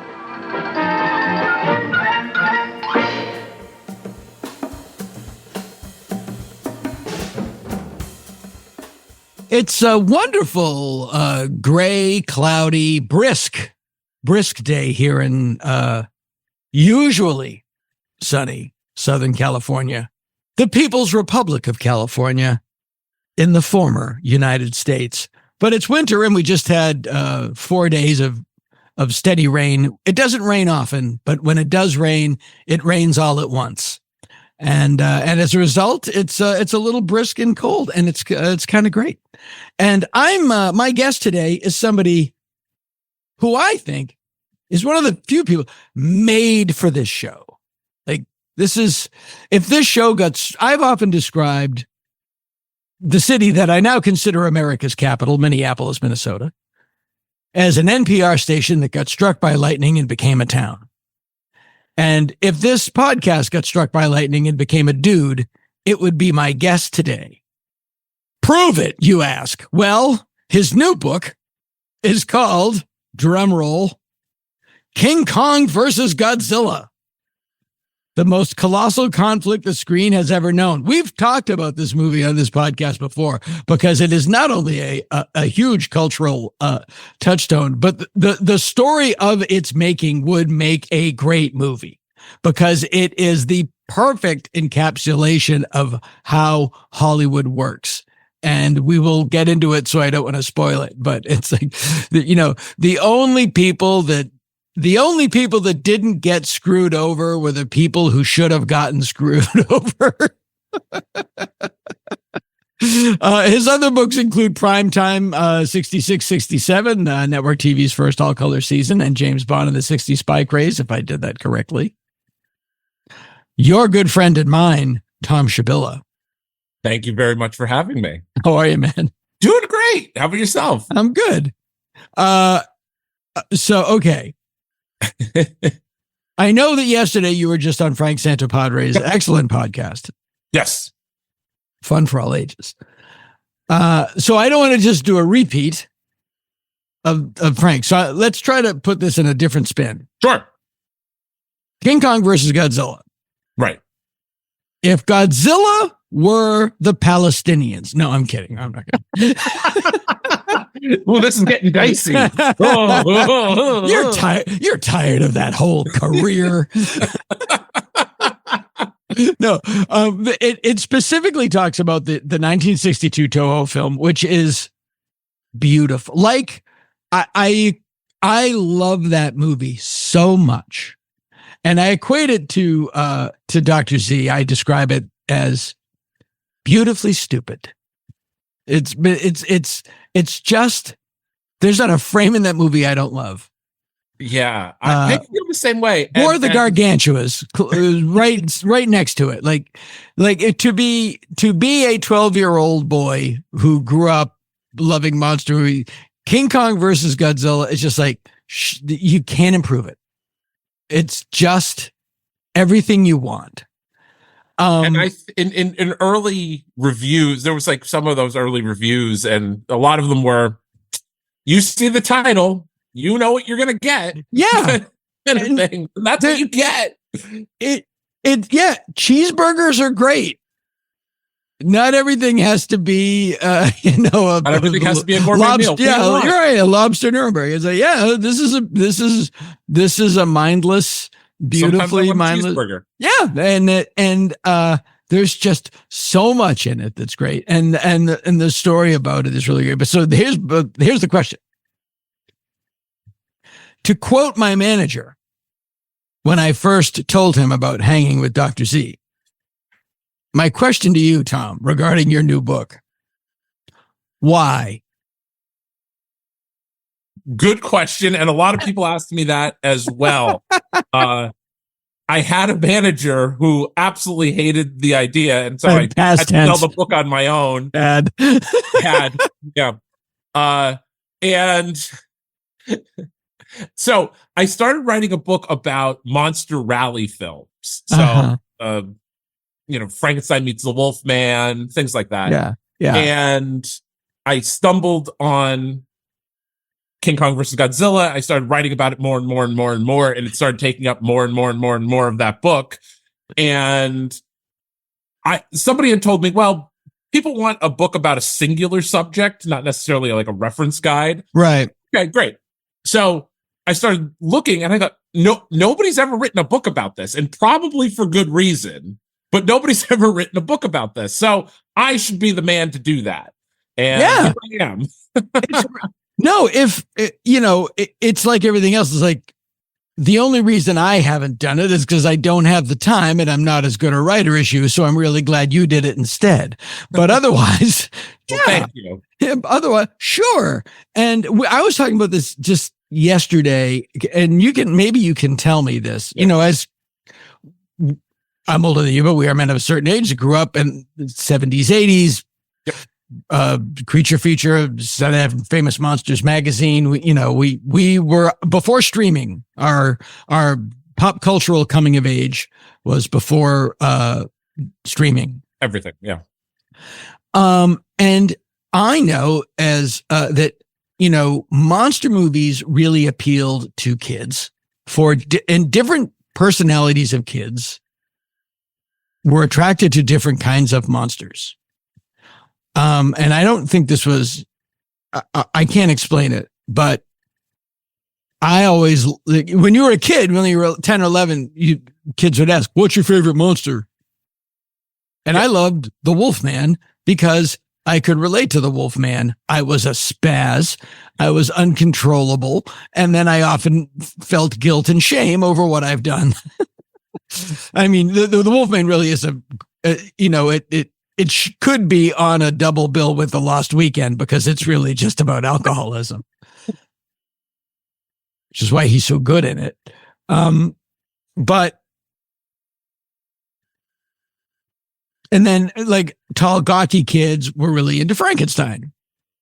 I am a tall, gawky kid, so I certainly relate to Frankenstein. I certainly relate to Kong. Yeah, exactly. And before we get into King Kong Godzilla of it, I'm wondering if, with the age of Jason, Freddy Krueger, slasher films, do kids still have that? Do kids still relate to them in that way? I don't think they do. I don't know. I don't know if there is a monoculture of anything. That's really true. I don't know. I don't know what anybody likes. Yeah, that's probably true. Yeah, of a certain age. There's not one artist. There's not one song where you say, "Oh, do you like this?" And like, no, I don't. They like something that nobody's ever heard of. I shouldn't say nobody's heard of. There's a portion of the population that's heard of it, and it's the algorithm has pinpointed them, and that's all they like. Yeah, monoculture is a great way of putting it. There isn't one universal thing. Talking about the Tonight Show recently in the previous episode, it's like, when there were 7 channels and you had one late night talk show, it was easy. That was it. Yeah, and now it's totally even with the birth of cable and things like that. Still, late night was still king. Late night still mattered. Even when you had Yeah, because it 100 dictated the national conversation. It sort of guided. That's the thing about Carson that we talked about previously, but he really did. He was the MC of 3 decades of pop culture. Right. You know, that's no small achievement. And I think people, had like everybody had a strong opinion, like Letterman, Leno, like people had that even again into the 90s and into the 2000s. People still had that strong opinion on it. Everything is maximized for maximum profit, and that's all drama, division, conflict. Turn it up to 11. Everything, and it's there's a reason that social media algorithms bring people that disagree with you into your feed. It's so you fight with them. And as long as you're fighting, you're on the platform. And as long as you're on the platform, they can say to advertisers, look, we've got this much engagement. We're going to charge you this much to advertise for Cool Whip. And it's not really healthy for the culture. Yeah. And that's why I'm not a very good American, because I don't necessarily think you have to make all the money. All the money, all the time. The only audience worth pursuing is everyone always. Yeah. So I'm not a very good American, and we'll see where that goes.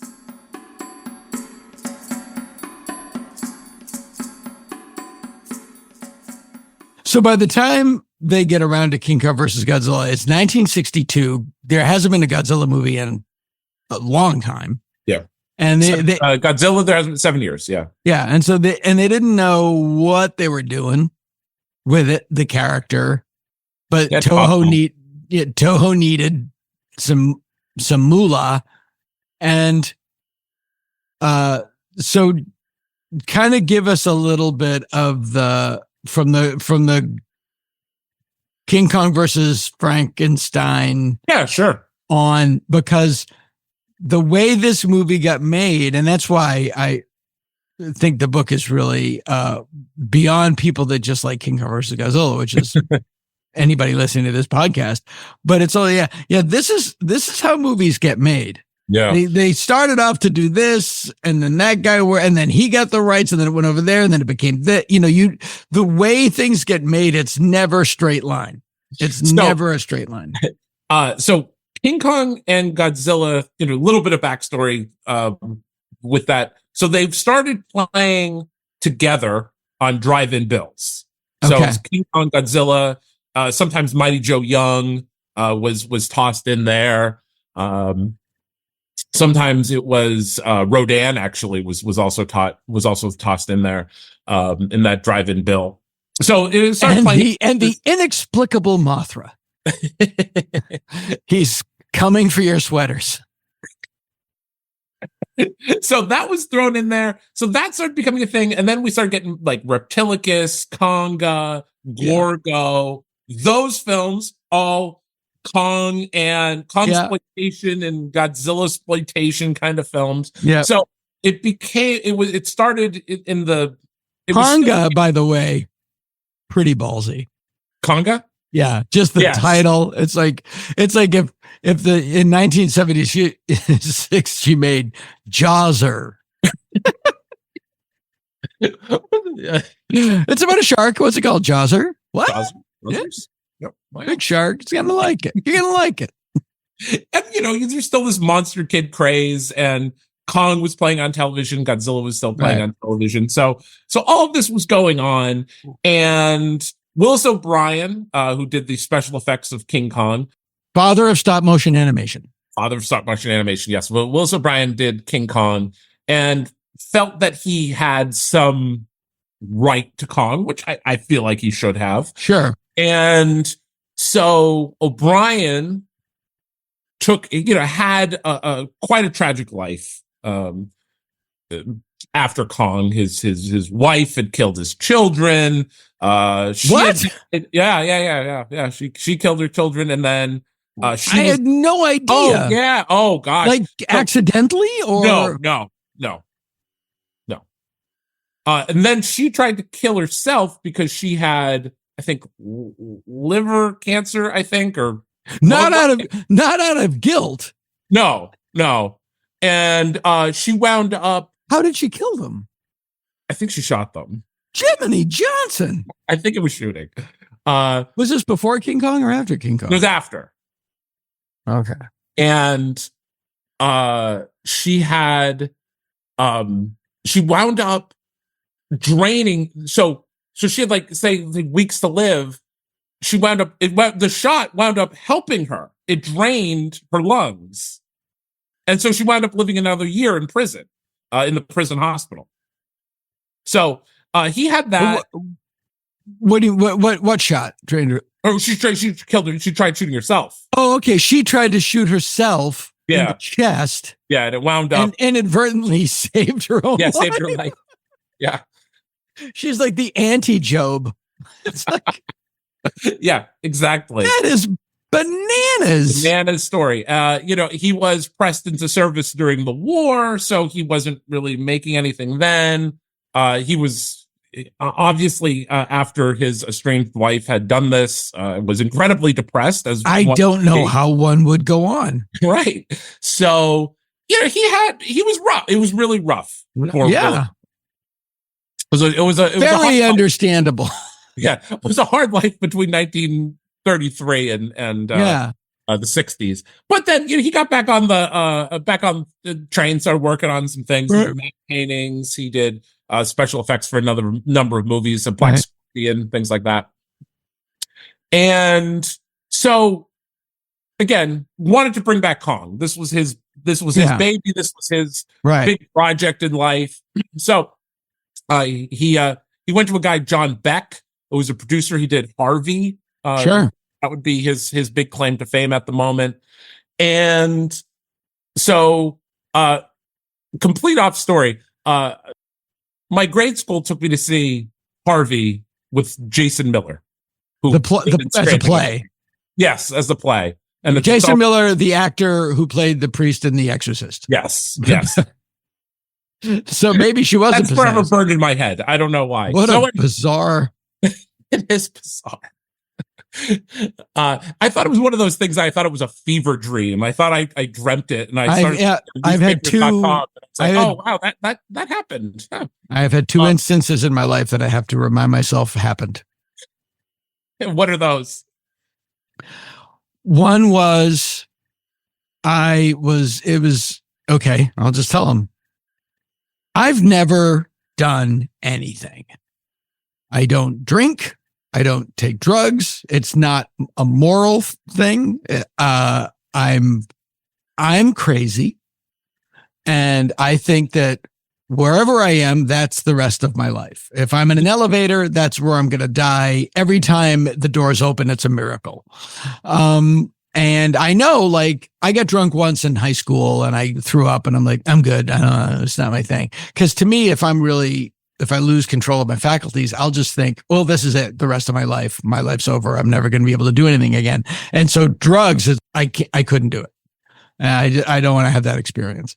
I'm the same way. I've never drank. So yeah, no judgment. I watched an episode of Dragnet once, and that was it. That'll do it.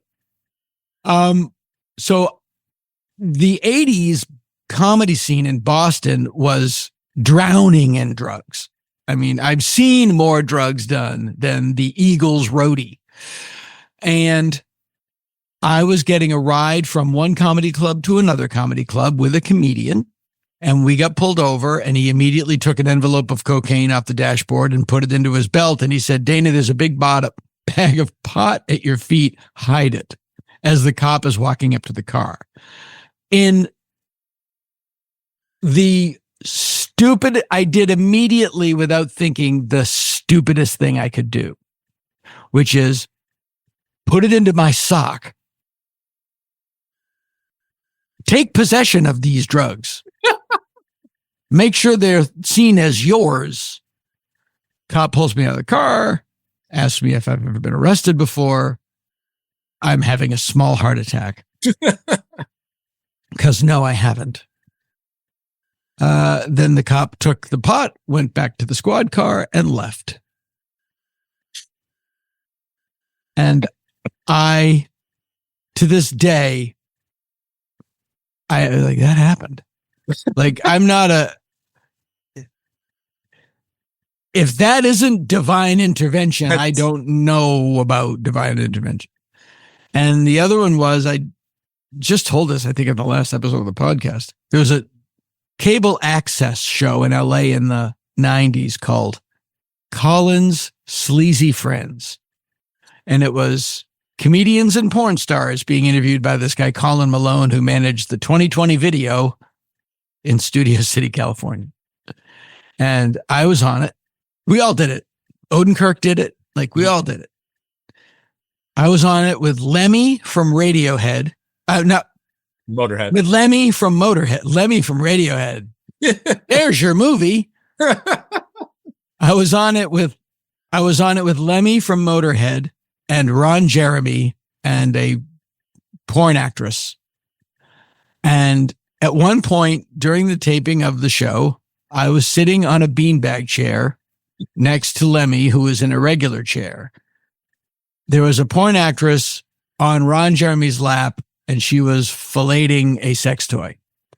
And I turned to Lemmy and said, I've had this dream before, but there were hobbits in it.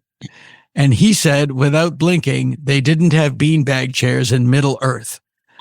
And I had to confirm with my friend Ken Daly, who was with me. I said, did I dream that or did that happen? He goes, no, that happened. I was there. That happened. That's great. It's like, okay, just making sure, because it seems like a fever dream to me.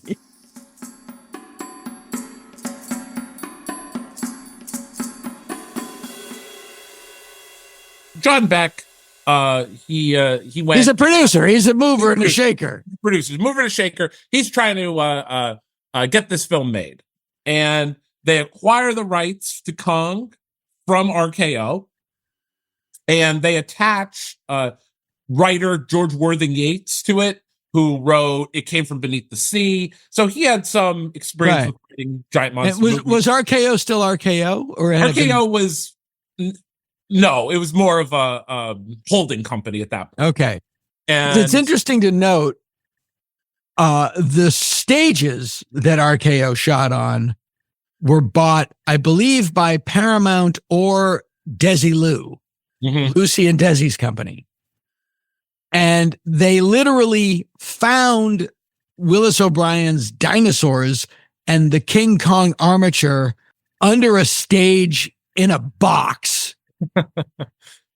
Yeah. And that's how those things were discovered. Does somebody want them or should we just chuck them?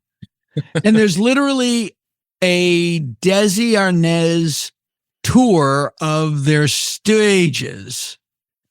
And he picks up this thing and he goes, there's King Kong. Or I think it was Mighty Joe Young. And he goes, there's Mighty Joe Young. And he holds it up. And wow. Yeah, it's crazy.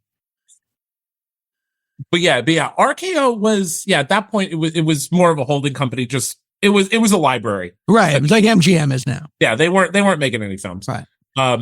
So they acquired the rights again. George Worthing Yates, they got to write it. Nathan Jurin got to direct. Again, he was attached to the project. 20 Million Miles to Earth. He did Deadly Mantis, Attack of the 50-Foot Woman. All pros. Yeah. So I would assume that they were looking at like Columbia, maybe Warner for the project, just based on those guys. Right, but this isn't for a remake. This is to do like another movie. Make a movie. So their idea was King Kong versus Frankenstein. Right. Again, it would have to be a bigger Frankenstein, or it's it doesn't work. Grotesquely unfair Frankenstein fight. Doesn't work. So it was Carl Denon, and he's much older, and he gets Kong. Kong, I think, survives somehow. Sure. I'll explain it. And Dr. Frankenstein. The first scene is Kong getting up, going, my back. That was a fall. Ugh. Yeah. Feeling is okay. Nothing's broken. Okay. And Dr. Frankenstein's grandson, or something like that, revives his grandfather's experiments and creates a giant monster out of either dead animals or dead people. Okay. And they are going to be in the circus in San Francisco. And Frankenstein is going to go, Frankenstein is going to go nuts, and Kong is going to have to stop him. and they both fall into the bay, and we never see them again. I want to see that movie. Yeah. I really want to see that movie. And it sort of became Frankenstein Conquers the World and War of the Gargantuas a little bit. There's parts of it. Yeah. And then it later became, they would call it, they weren't sure of the rights to the name Frankenstein, so it became King Kong versus Prometheus. Right. Oh, hang on. I always like to note this. The last woman has stopped listening. Okay, go ahead.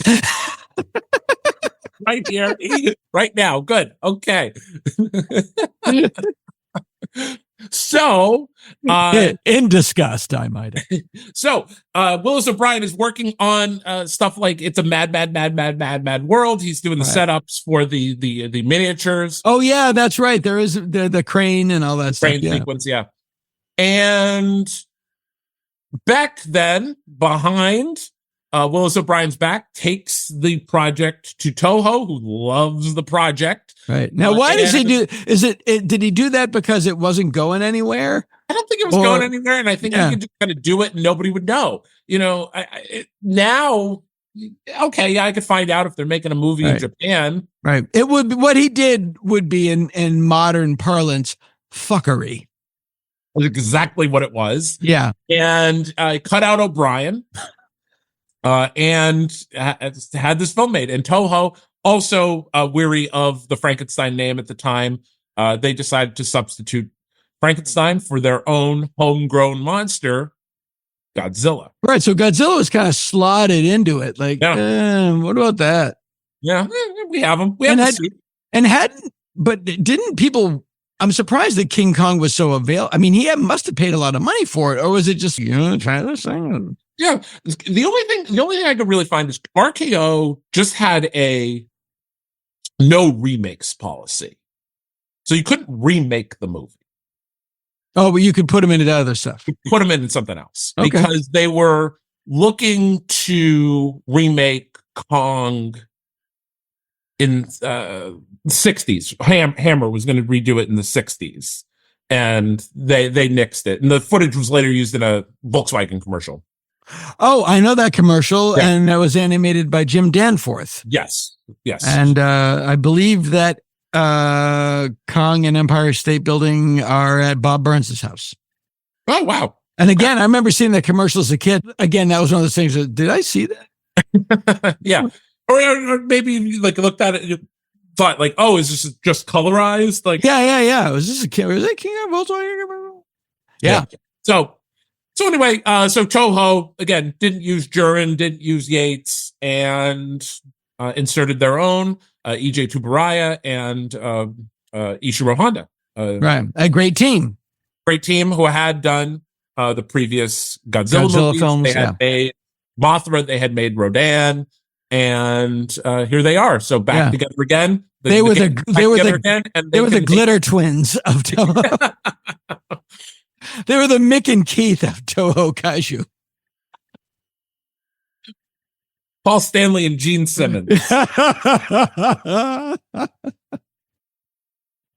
That's great.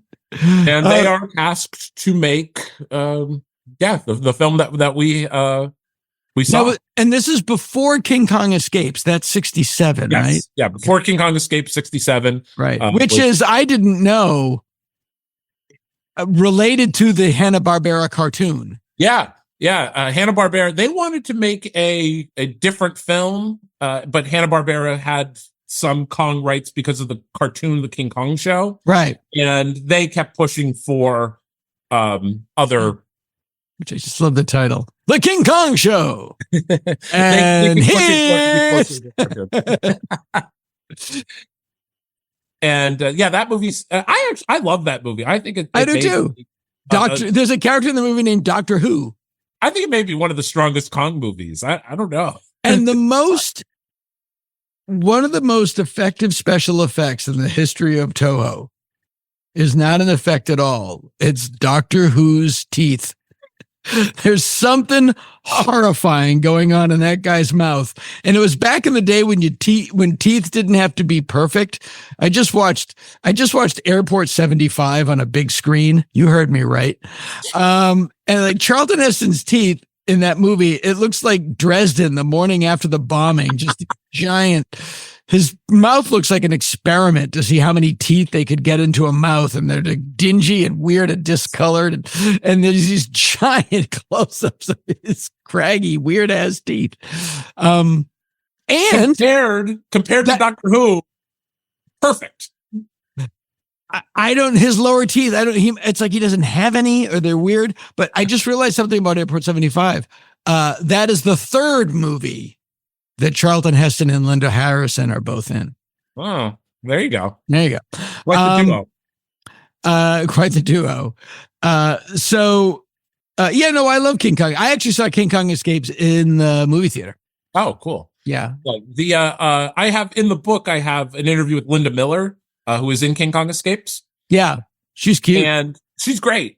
Yeah. She's really great. And she talked about being cast and, it was Rankin had cast her. He saw her in a magazine in Japan. Her father was stationed over there. Oh, I was wondering. She was in Japan. She was in Japan. Yeah, her father was stationed, and told me that he had a secret Japanese girlfriend, as one does. Sure. And so told me all about that and how he cast her. He saw her in a magazine and went, there she is. Yep. And cast her for that. Yeah. So really good. It's and so a good funny. insight into Ichiro Honda and Tsuburaya. Yeah, I remember talking to Russ Tamblyn about War of the Gargantuas. I should get him on the podcast. I have an in with Russ Tamblyn. Yeah. My friend's married to his daughter. I have an in. That's a good in. Yeah. And I sold him a fax machine once through the classifieds, which is another weird story. Did that happen?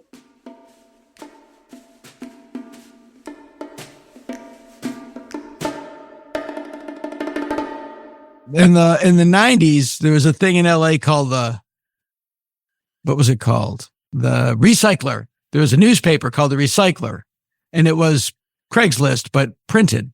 Yeah. And I had a fax machine and I put it in the recycler. A guy called me up, said, "Yeah, I'll buy your fax machine." I said, "Great. Where are you?" I'll just drive out. I'll give it to you. I'll bring it out. What's your name? Russ. Okay, Russ. I go out there, and I was a Twin Peaks maniac.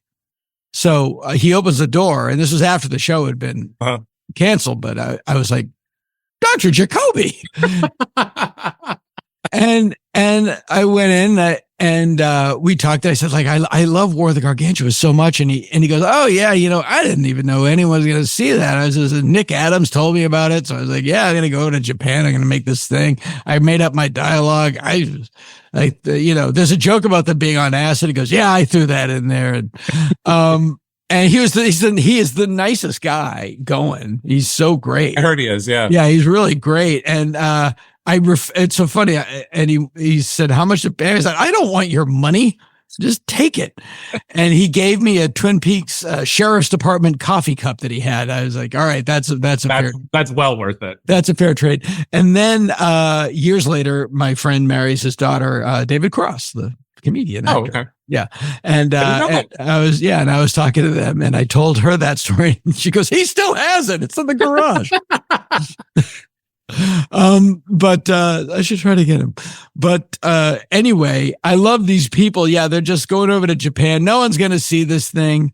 He says that he gets more stuff about War of the Gargantuas than West Side Story, which I totally believe. I believe that. I believe that. Yeah. Yeah. There's more crazed monster fans than And that movie has a weird Brad Pitt and Tim Burton have both in separate interviews talked about how much they love that movie. There is something about that movie that's greater than the sum of its parts. Yeah.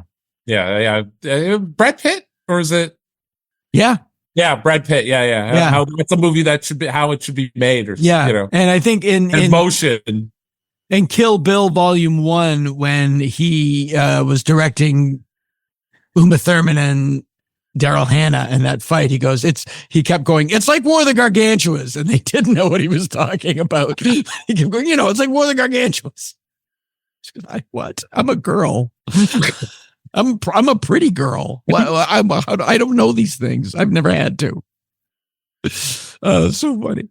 Okay, so John Beck completely fucks over Willis O'Brien. He can't be happy. No. So we now know it's not the worst thing that ever happened to him. but it's insult to injury by definition. Yes. So he's upset that it was men in suits. Yeah. And B, that it was sold from under him. Right. And they didn't want it to be men in suits, but there's no other way they could do it. No, that was even in Godzilla. Like IG Subaraya wanted to do stop motion, and they were like, not on this budget. Okay. Yeah, there are two stop motion scenes in the film. There's the yes, there are scene, and then the octopus scene. Oh, is that stop motion? There's a stop motion a tentacle. Okay, got it. Yeah, the octopus itself is a real octopus that apparently Kubarai ate. Yes.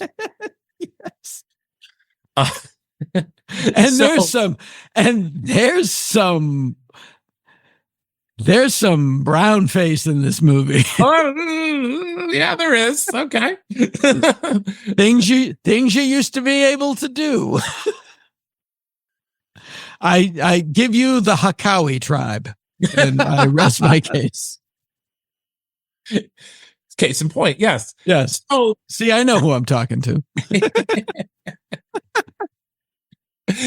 So, he was upset by that. He was upset that it was taken from him, and he's, by the way, completely justified in all of his upset. He's like, "Yeah, dude, you got shafted hard." Unfortunately, then he dies, so he's unable to. Or if you're John Beck, fortunately you die. And then also Marion C. Cooper also felt like he had some. He wrote King Kong, didn't he? Original, yeah. No, so he's got that he owned some key elements to Kong. Yeah, the character. Yeah. And but really, it was to sue Toho and John Beck in probably a very expensive international court. Well, that's the thing. It's always like they can't afford to sue us. Yeah, don't sue anybody without money. Yeah, I've been there. My best friend is an ambulance chaser. And really? Do they have money? No. Yeah. Yeah. My wife used to work for a startup. And this tech bro bought the startup and, fired a bunch of people by a drunken text one night. And then they had been paid in stock as part of their initial deal. And then they found out that he had devalued the stock and then fired them, like fuckery. Yeah. And it was like, well, what are you going to do? Sue us? It was like, yes. Yeah. So again, it would have been a long international court process, and I just don't think that he had the money and the wherewithal to actually pursue that. So they skated by with it, and Toho had Kong for apparently 5 years and made two really great Kong films. They're going to make this movie, and they get a script, and they have to design King Kong. Right. Why is it so bad? I think it's because it's a suit. If the face. That's the best they could get for a monkey. They said, make us a monkey. It doesn't look anything like a gorilla. And then we're going to get into the arm extensions. But first we've got to talk about had no one in Japan seen King Kong? Had no one in Japan? And you get used to it and you buy it. It's like, eventually you believe that, whatever that actor's name is, Elvis. Like, yeah, okay, I guess he's Elvis. You get used to it, but it is mind-bogglingly how people went, good. If it on the screen, get it on camera. If it was stop motion, I think it would be exactly what you want it to be. It would be exactly Kong, 1933 Kong. It would probably be something along those lines.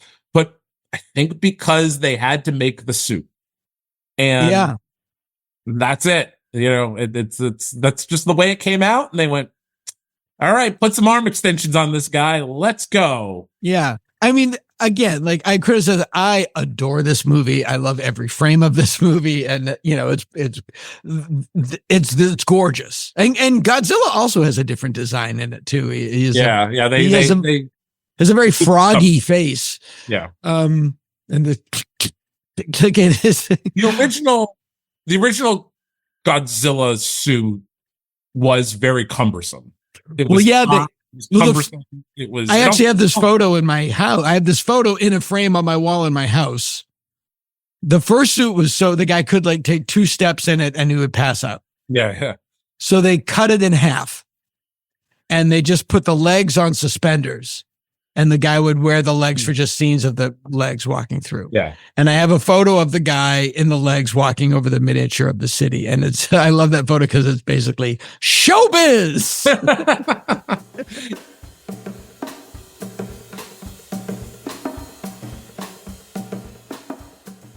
That's something that you don't really appreciate. These guys, imagine being inside one of those outfits. And now you have to do choreography. Mm-hmm. You have to do fight choreography and be a character as you do fight choreography. Like it is something that you never really stop to think about and appreciate. Like, man, those guys are good because it works. They do a great job. And I totally can't imagine how hard it must have been. War of the Gargantuas, like they not only are in those horrible suits and the choreography is great and they're very different in the way they move. Mm-hmm. Like those, I'm always amazed by that. I was different style of fight. Yeah. Yeah. And just the way people move in Indiana Jones and the Dial of Destiny, the guy that when they de-aged him, that's not his body. It's his movement double. Mm-hmm. But this guy walks the way Harrison Ford, because Harrison Ford doesn't walk the way he did in 1980. Right. Yeah. Right. A little bit more spry in 1982. Yeah. Yeah. So this guy does. And it's even, it was funny. When I was in Alaska, Indiana Jones, they did them all in a row. So I was like, well, I can do this today. And River Phoenix runs like Harrison Ford when he's playing young Indiana Jones. That's like a talent that I don't have. It's like, oh, yeah, this is good. He always does weird things with his hands. He's, so it's a really underappreciated skill. Sure. That these guys have. They wanted to emulate pro wrestling. And like that's sumo wrestling? No, like pro wrestling, professional wrestling. Do they have that in Japan? Yes. Or do they just go in it was very popular at the time in Japan.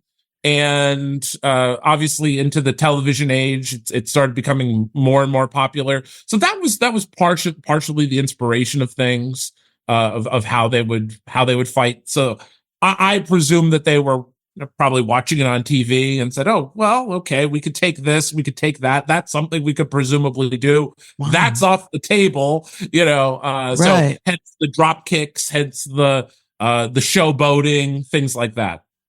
Yeah, I guess lizards don't really do drop kicks. I'm not around enough lizards. Yeah. And is this the third Godzilla movie? Third Godzilla movie, third Kong. Okay, because then that became such a part of his character. Like you get into Monster Zero and he's doing Irish jigs. He's doing the dance. He's a smog monster. He's flying on his tail. Yeah. That is like, all right, that is the Moonraker of it's like, stop. Well, in the smog monster, he propels himself with his breath. In Mechalon, he's He's on this tail. Plus, it was. I love it. Kitchen sink. They're going all in. So, and this movie's a big hit. And this movie's a hit. Huge hit. Huge hit. hit. And apparently one of the highest attended films in Japan history. Did pretty well in America. It's got about $1 million, which again in 1962. Yeah, nothing to sneeze at. Right. And in both movies, it's interesting for both the original Godzilla and King Kong versus Godzilla. There's a Japanese version and an American version. Mm-hmm. And the American version is they always add reporters. I always somebody said a while ago, I forget who it was. Somebody said, if you need a narrator to tell you what you are seeing on screen, it's the sign of a bad movie. Right. So Plan 9 from Outer Space. Ed will do the bank shot. Ed will say, have a character pick up a cup of coffee. And then the character will say, well, I'm going to pick up this coffee now. And he'll pick it up. And then the voiceover will go, Ted picked up the coffee. He'll get it from every angle. So Play Night from Outer Space does that. The Creeping Terror does that. The original soundtrack. Here's an example. The original Blade Runner. Oh, yeah. It's so funny.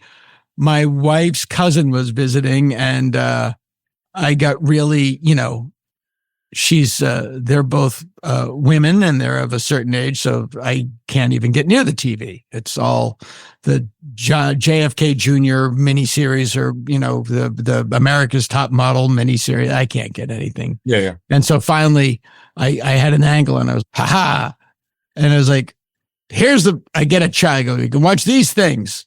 I want to watch any one of these. And my wife's cousin, her name's Alina. She's really great.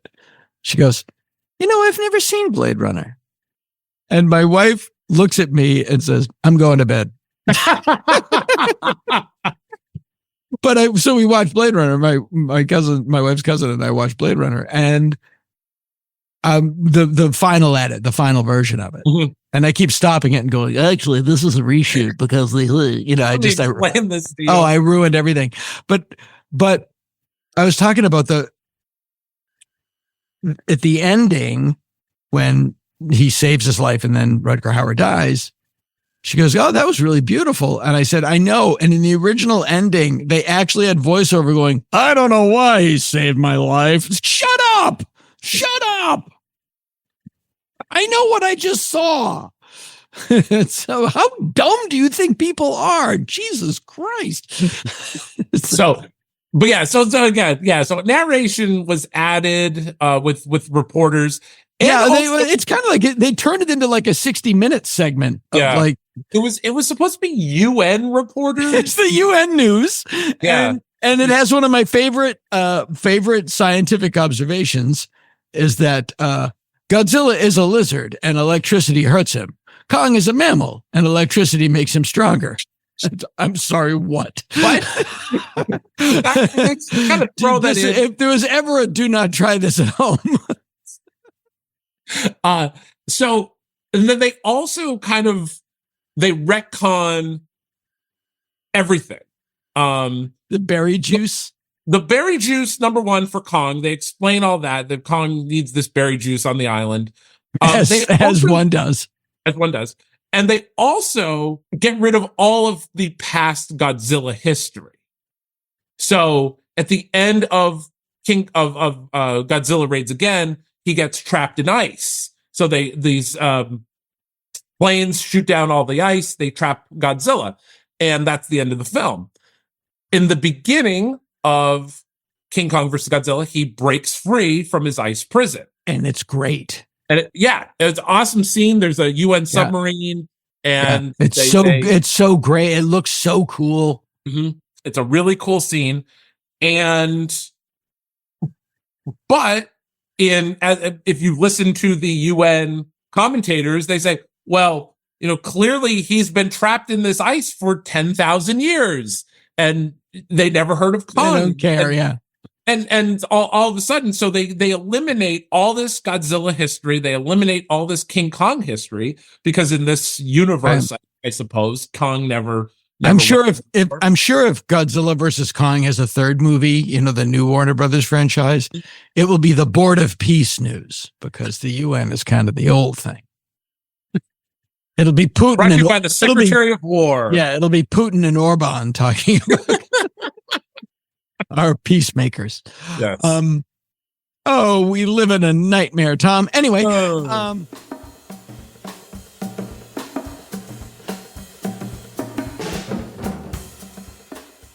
yeah, they do. They have the UN news, and the guy, it's just that great. It's 1962, and everybody looks like Don Draper. And, and it's just like that beautiful mid-century. It's just, wow, that's where I want to live. It's so perfect.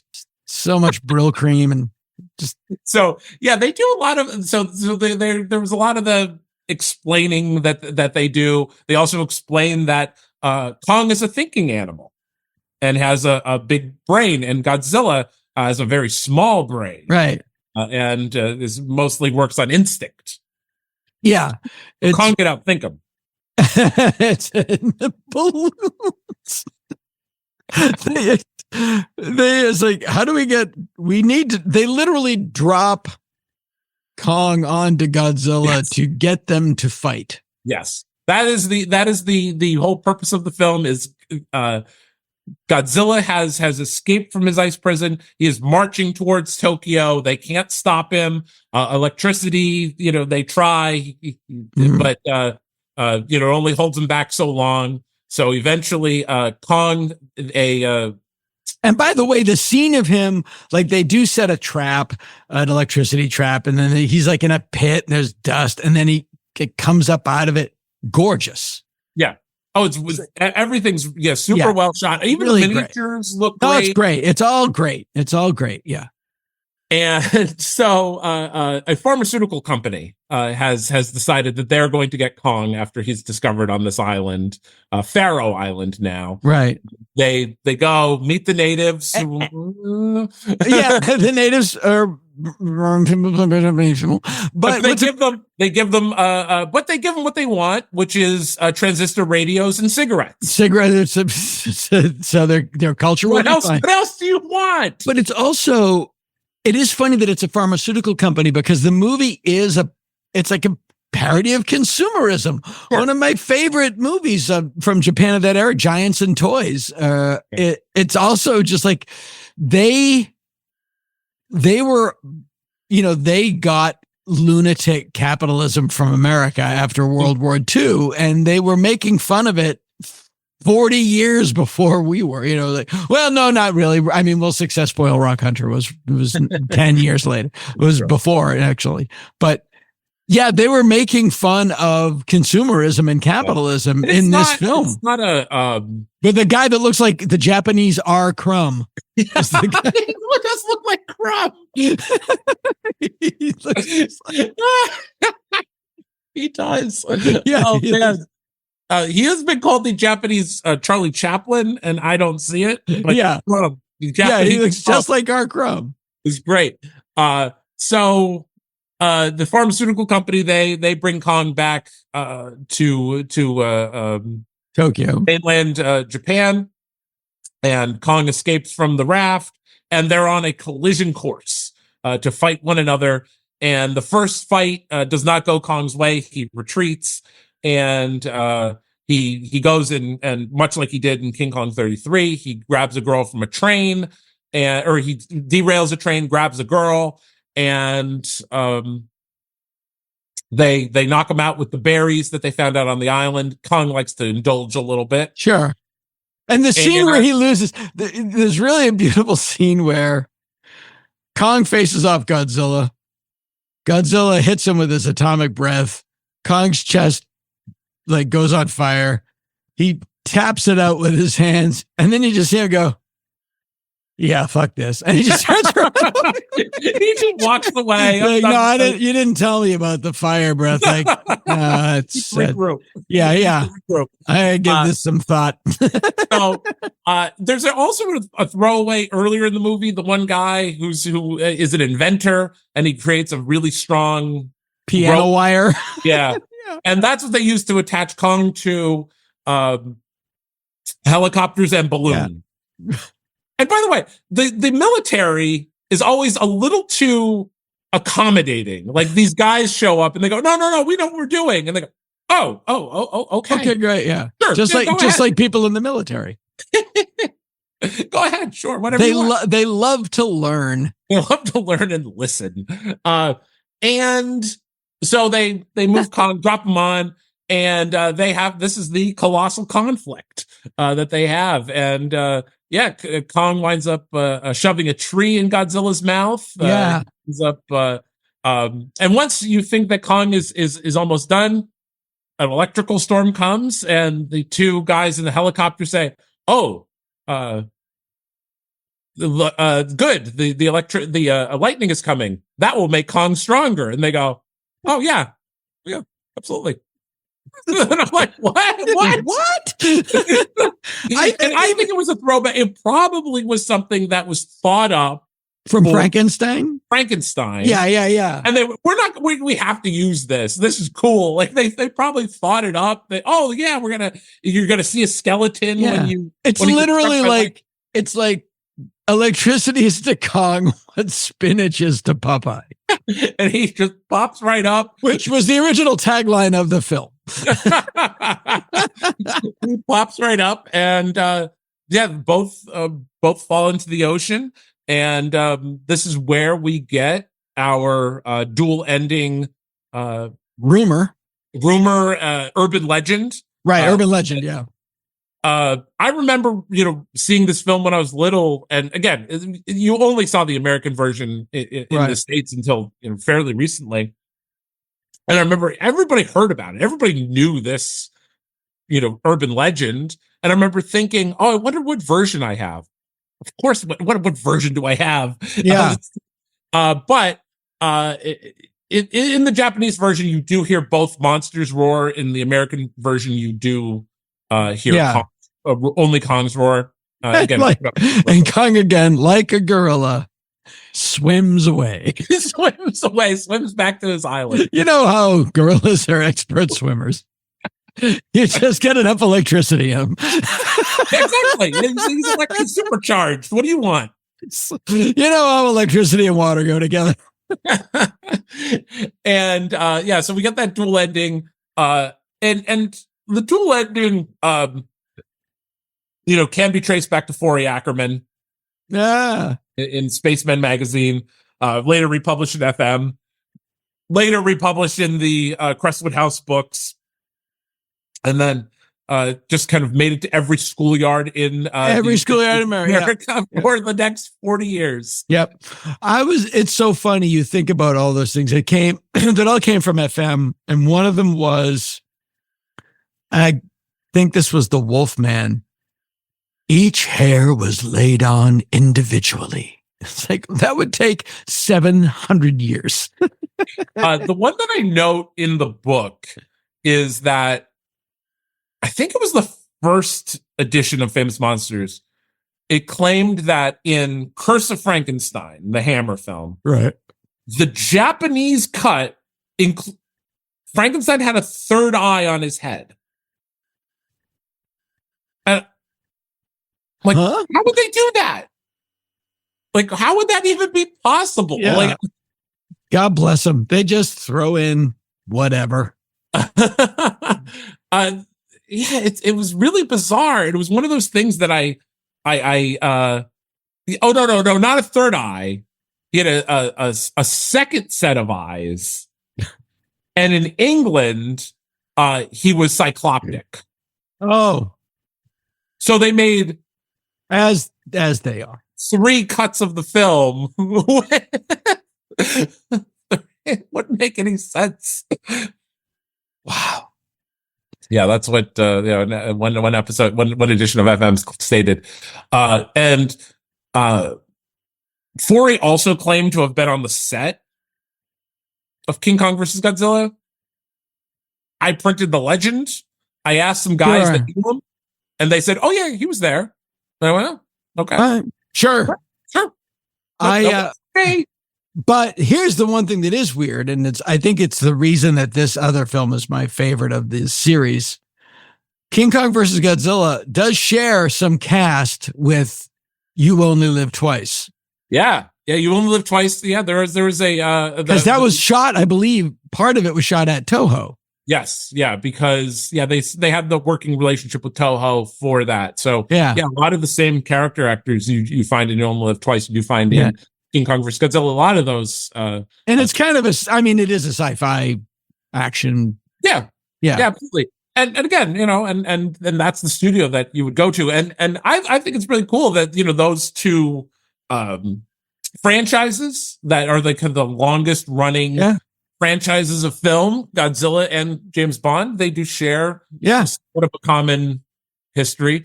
You Only Live Twice does. I think it also thanks Toho for everything too. Thanks them for. And again, I love that movie because of how it looks. Yeah, cool. And it's really the last 60s film that looks, it's before 60. It was literally 68 was when, and I remember I was only 4, but I absolutely remember these commercials.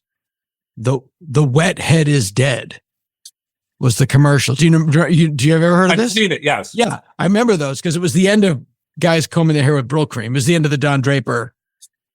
And that was the beginning of Groovy. And that's the difference between You Only Live Twice and On Her Majesty's Secret Service, aside from the casting. Yeah. But that's when, when it started to look contemporary.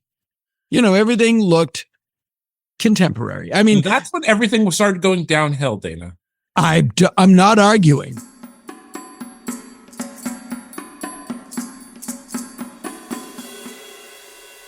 But it literally is the world of You Only Live Twice. And then 2 years later, it's Once Upon a Time in Hollywood, where it's just the earliest stages of modern contemporary look, the hair. And I just love that, where you go on a plane, you got to put on a suit. You're flying on an airplane.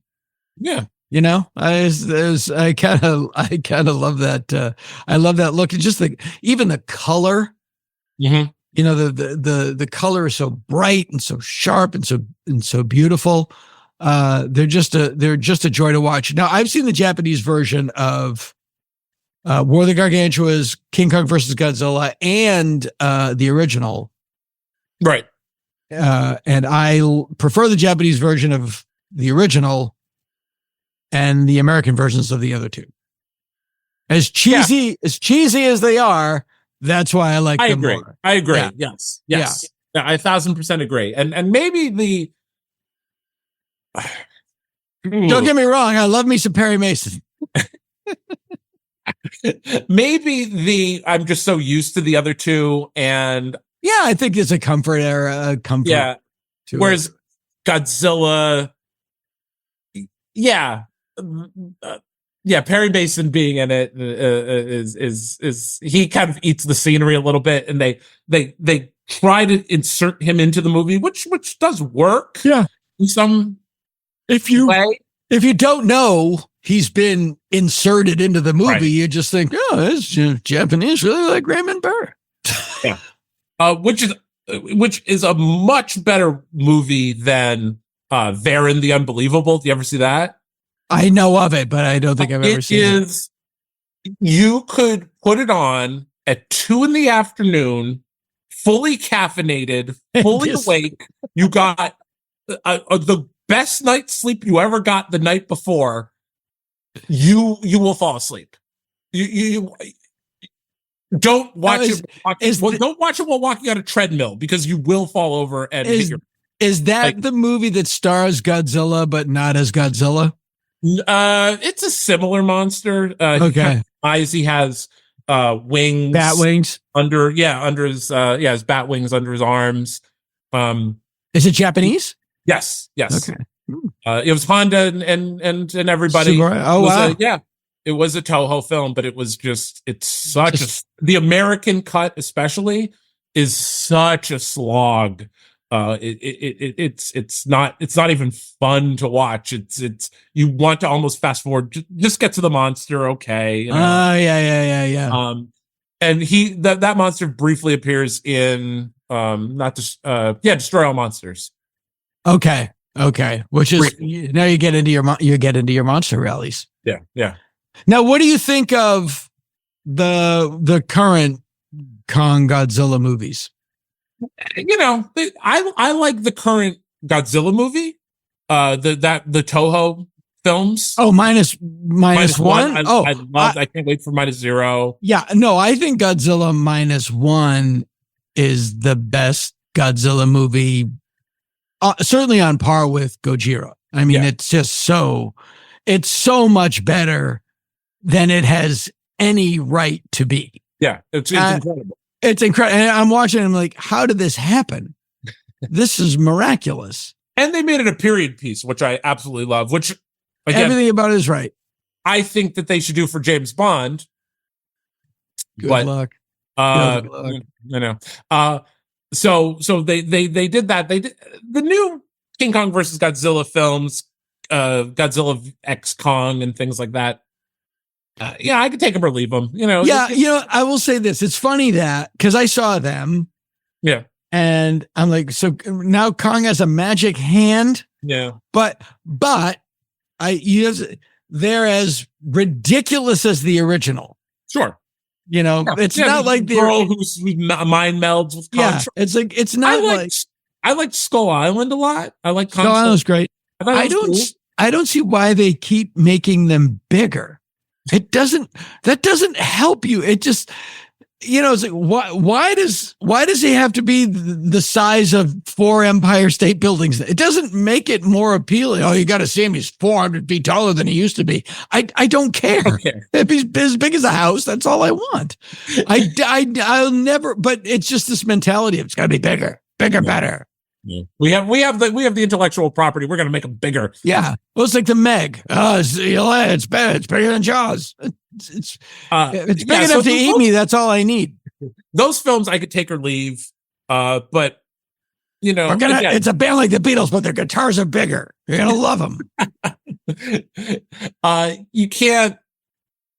I don't know. I'm just a sucker for as any podcast guest on this show would be. Just a sucker for a physical. I want to be able to even the Toho films that they made in the 90s. You knew it was a guy in a suit. Sure. Well, the old they digitally enhanced, but it still had that ounce of Someone said this. I don't know who it was that said this, but it's brilliant. Practical effects look fake but feel real. CGI effects look real but feel fake. Yeah. I think it was oh gosh. It wasn't me. You said it once. I heard it on the podcast. Yeah, but I'm quoting. I don't want to take credit. Leonard Maltin, I think. Oh, Leonard Maltin. Well, makes sense. Yeah, it's brilliant. And it's so true. It's like, that's how it is. So this book is out. Yeah. What is, and I do think the making of this movie would make a great movie. It would make a great Giants and Toys, like satire of the business where John Beck did the shittiest thing and was only rewarded. Capitalism. Yeah. It's just so gross. He certainly was rewarded for doing the worst thing possible. And again, thank you once again for writing the foreword. Oh, sure. My pleasure. I could not thank you enough. And you put it pretty precisely of this is the difference between show and business. Yes. Everybody kind of wants to do something for show. Everybody gets into creative endeavors for the showbiz aspect but they don't realize the business aspect of things. Yeah. So I think that this book certainly is a good story of that, of show versus business. And again, even if you're just interested in by the way, if my manager ever reads this and my agents ever read this, they'll be so surprised to know that I'm aware of a difference. Because I seem to be only concerned about the show part. The show, yes. So you do know about us. Oh yeah, no, I do. Yeah, sure. Bless your heart. Bless your heart. So it's a good exploration of certainly the monster era of from the 50s to the 70s, and even a little bit beyond. I felt the need to talk about those newer films because that's the elephant in the room, is that it took them so long to even put these two together again, which is bizarre to me. And so it goes into even those modern films and how there are some correlations between the two, and oftentimes not, but right. Yeah, there certainly is that correlation between the modern films and King Kong versus Godzilla, and how also King Kong may have been a great addition to Toho's roster throughout those years. All Monsters Attack or Destroy All Monsters, the addition of Kong would, I think, be absolutely incredible. Yeah, it would have been great. One of the revolving themes of King Kong versus Godzilla is, King Kong is a natural monster, whereas Godzilla is atomic born.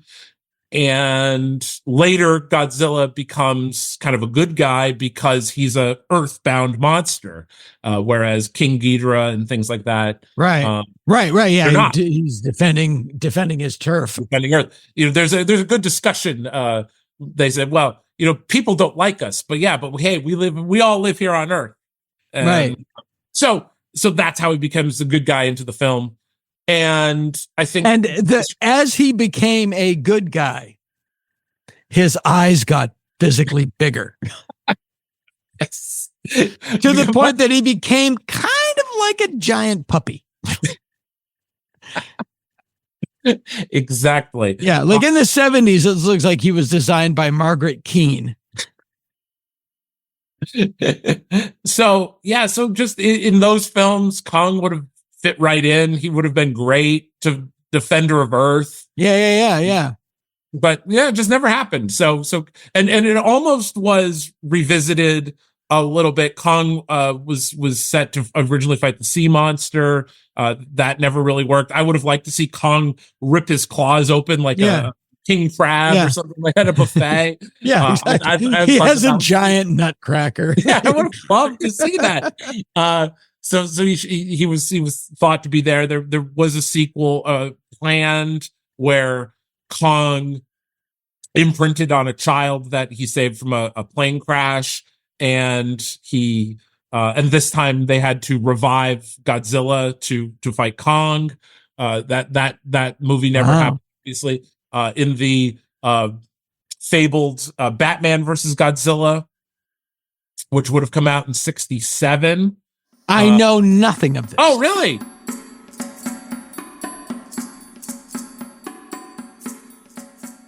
Gosh. Okay. So in Batman versus, Toho had met with Greenway. And the Adam West Batman. So it would have come after season 2.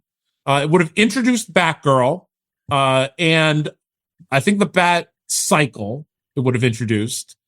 They'd already introduced the Batcopter in the movie, and Batman would have been asked to come to Japan to fight Godzilla, who's being controlled by a villain Finster, who is a German living in South America.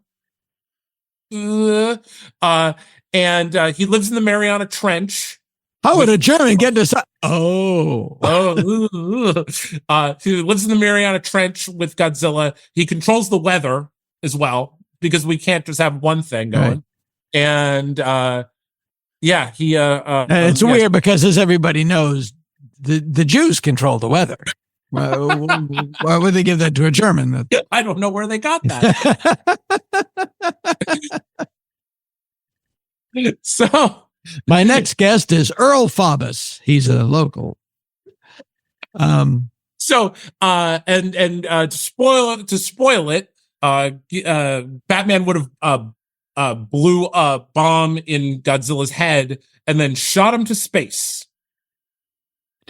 How did we not get that? I don't know. The treatment was in the William Dozer collection in the library in Wyoming. That reptilian rascal. I know. And so presumably would have come out. You prehistoric purveyor of pandemonium. That would be gold. I know.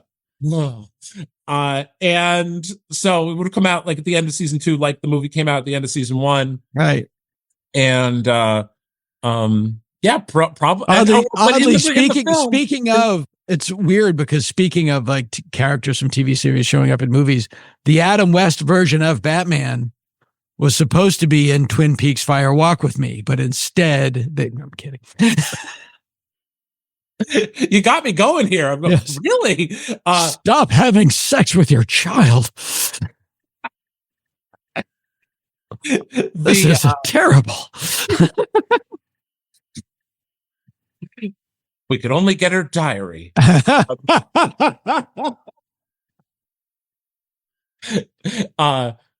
So how do you say old chum backwards? Batman, Adam West Batman of the Black Lodge of the greatest thing ever. I only have time for coffee. I'll have to pass this coffee recipe on to Alfred. Crime fighter's delight having this donut. But anyway, they would have watched the footage of King Kong versus Godzilla. Batman studied that footage to help fight Godzilla. Oh my God. So that was in the treatment of the film. So see, this is where I do think, well, AI could make this movie. maybe there's we a comic could book floating around. Maybe we could use AI for just this, and then we'll turn it off. They did use a pretty good one to recreate the Tom Cruise bride. Did they do that? The stills, it looked good to me. I don't know. I haven't seen that yet. Yeah, I'll send it to you. Yeah, I mean, I gotta say, I don't mind like the Elvis movies. They do a lot of Elvis movies and stuff, but it shouldn't nothing. Let's just cap everything at 90 seconds. Yeah, it can't do any harm.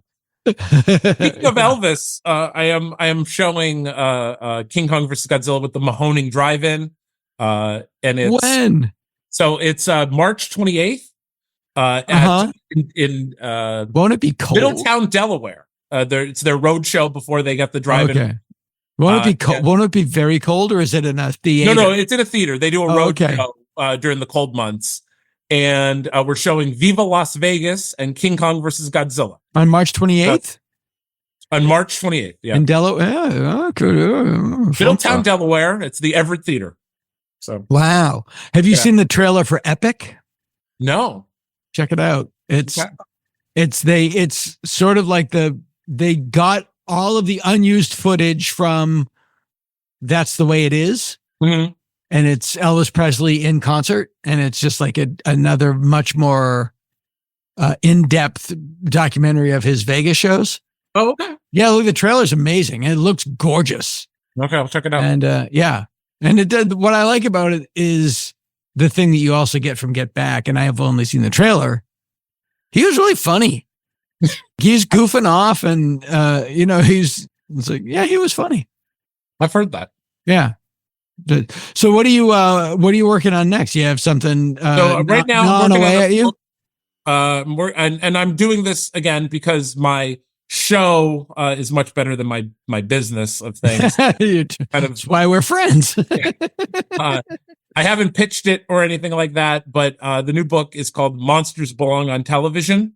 And so it's the history of monster movies airing on television. Shock package came to be, obviously dive into your friend, Vampira. Yeah, sure, yeah. And I don't want it to be necessarily about horror hosts. Yeah, there's a lot of that. There's a lot of that, and there's a lot of books on that. But I want to focus more on the packages and premieres of things, and just the story of how horror films got to television. So it's a pretty comprehensive history from the inception of television to the VHS era. Yeah. And because they were on television, they stayed in the zeitgeist long after they should not have. Like, there were Frankenstein and Wolfman sketches on Laugh-In. Yeah. And, it's like, this is, it's really, they occupy a seat at the 20th century pop cultural table. Yeah.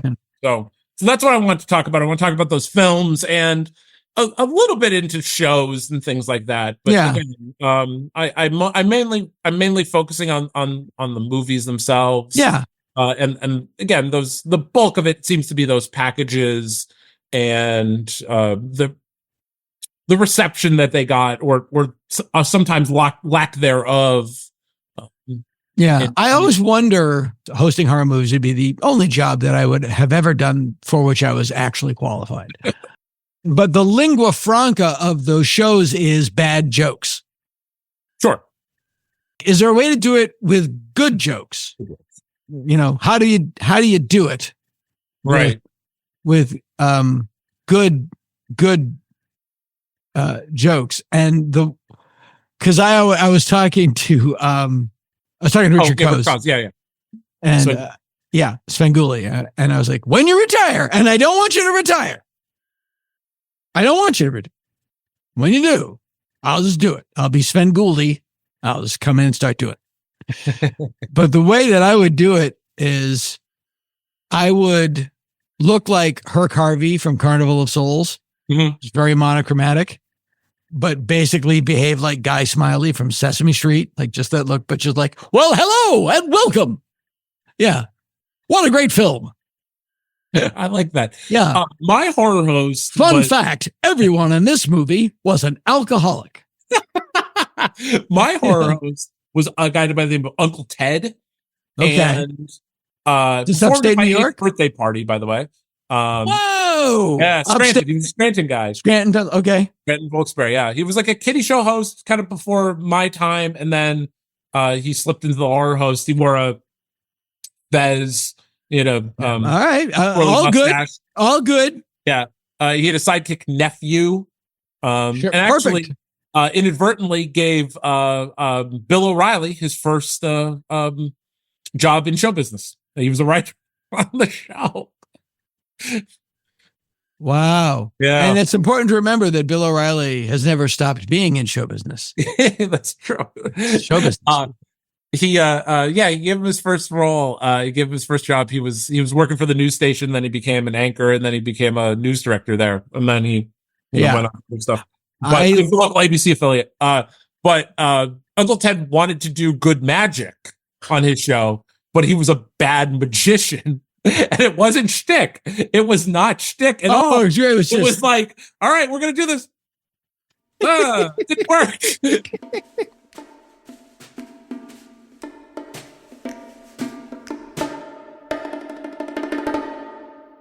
Oh, that's great. You probably have it, and I can dig it up. The press kit for Shock Theater. Oh, yes. Yeah. I have that. Yeah. It's so amazing. So just the colors and the fonts and it's so the suggestions are gold. Yeah. So great. Any of those press kits I eat up. Does Warren Publications fit into that world at all? Or yeah, because they were directly influenced by Shock. Right. Came out a year later. And they had that listing in the towards the back, like, hey, here's what's coming on TV. Right. Okay. Like here's shows that are monster related or Sure. fantasy related, sci-fi related, things like that. That's the thing that's gone out that is getting the TV guide and combing through it to see what was on that you could watch. Yeah. I specifically remember it was my PBS station played pretty bad movies at 2 a.m. Wow. And it was the first time I'd seen Jailbait with Ed Wood. Yeah. And it was like, oh, whoa. This is playing this on TV. Wow. Yeah. Yeah, I remember when Benny Hill came, it was like a tornado hit. That you could there was just pulchritude. My father was like, "This show's amazing." My dad said it was Benny Hill was like when, so it must have started coming on when I was really little. Late 70s, early 80s. Yeah, early 80s. Yeah. And like it was like he said like it was just on and I was just laughing at it. And it was like the first like sentient like funny that you laughed at it. Yeah. I'm laughing at it as a little little. He was like way too young for like to get stuff. But like you were like laughing at this show. Like so it must have something in my brain ignited because of Benny Hill. That's great. I remember I got to end with this because it's one of my favorite stories about King Kong versus Godzilla. Perfect way to end. So just so I know, where can people find you online? Sure. Facebook, Instagram, Tom Shabilla. Find me there. Right. And it's available where good books are sold. Right. Or you can, and bad books too. No, it's a great book. Are you selling it through your own website as opposed to one? No. Okay. Yeah. Just go to, if you can find it at any bookstore, online or in life. Yes. But it's always great to not go to your first knee jerk place. Yes. That guy's got enough money. He's good, yeah. Request it at your local independent bookstore. Yeah. Well put. So I'm watching my oldest daughter when she was very young. She's about 5-6 years old.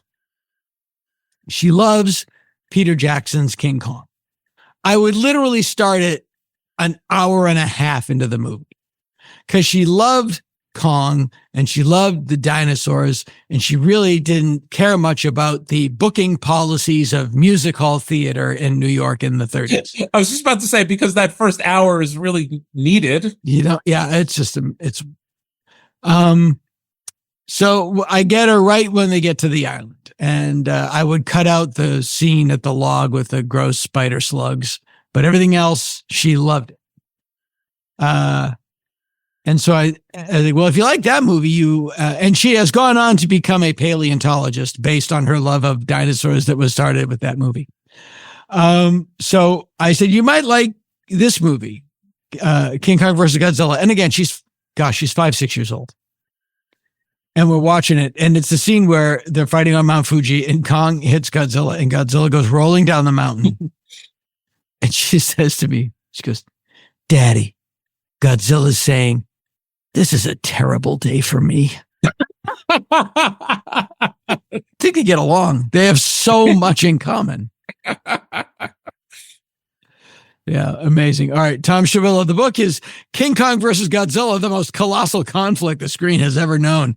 It's so great. It's not just about this movie. It's about how show business works. It's so great. It's a fun, fast read. I really recommend it. Other podcasts reach for the sky. Dana Gould bound. We barely try.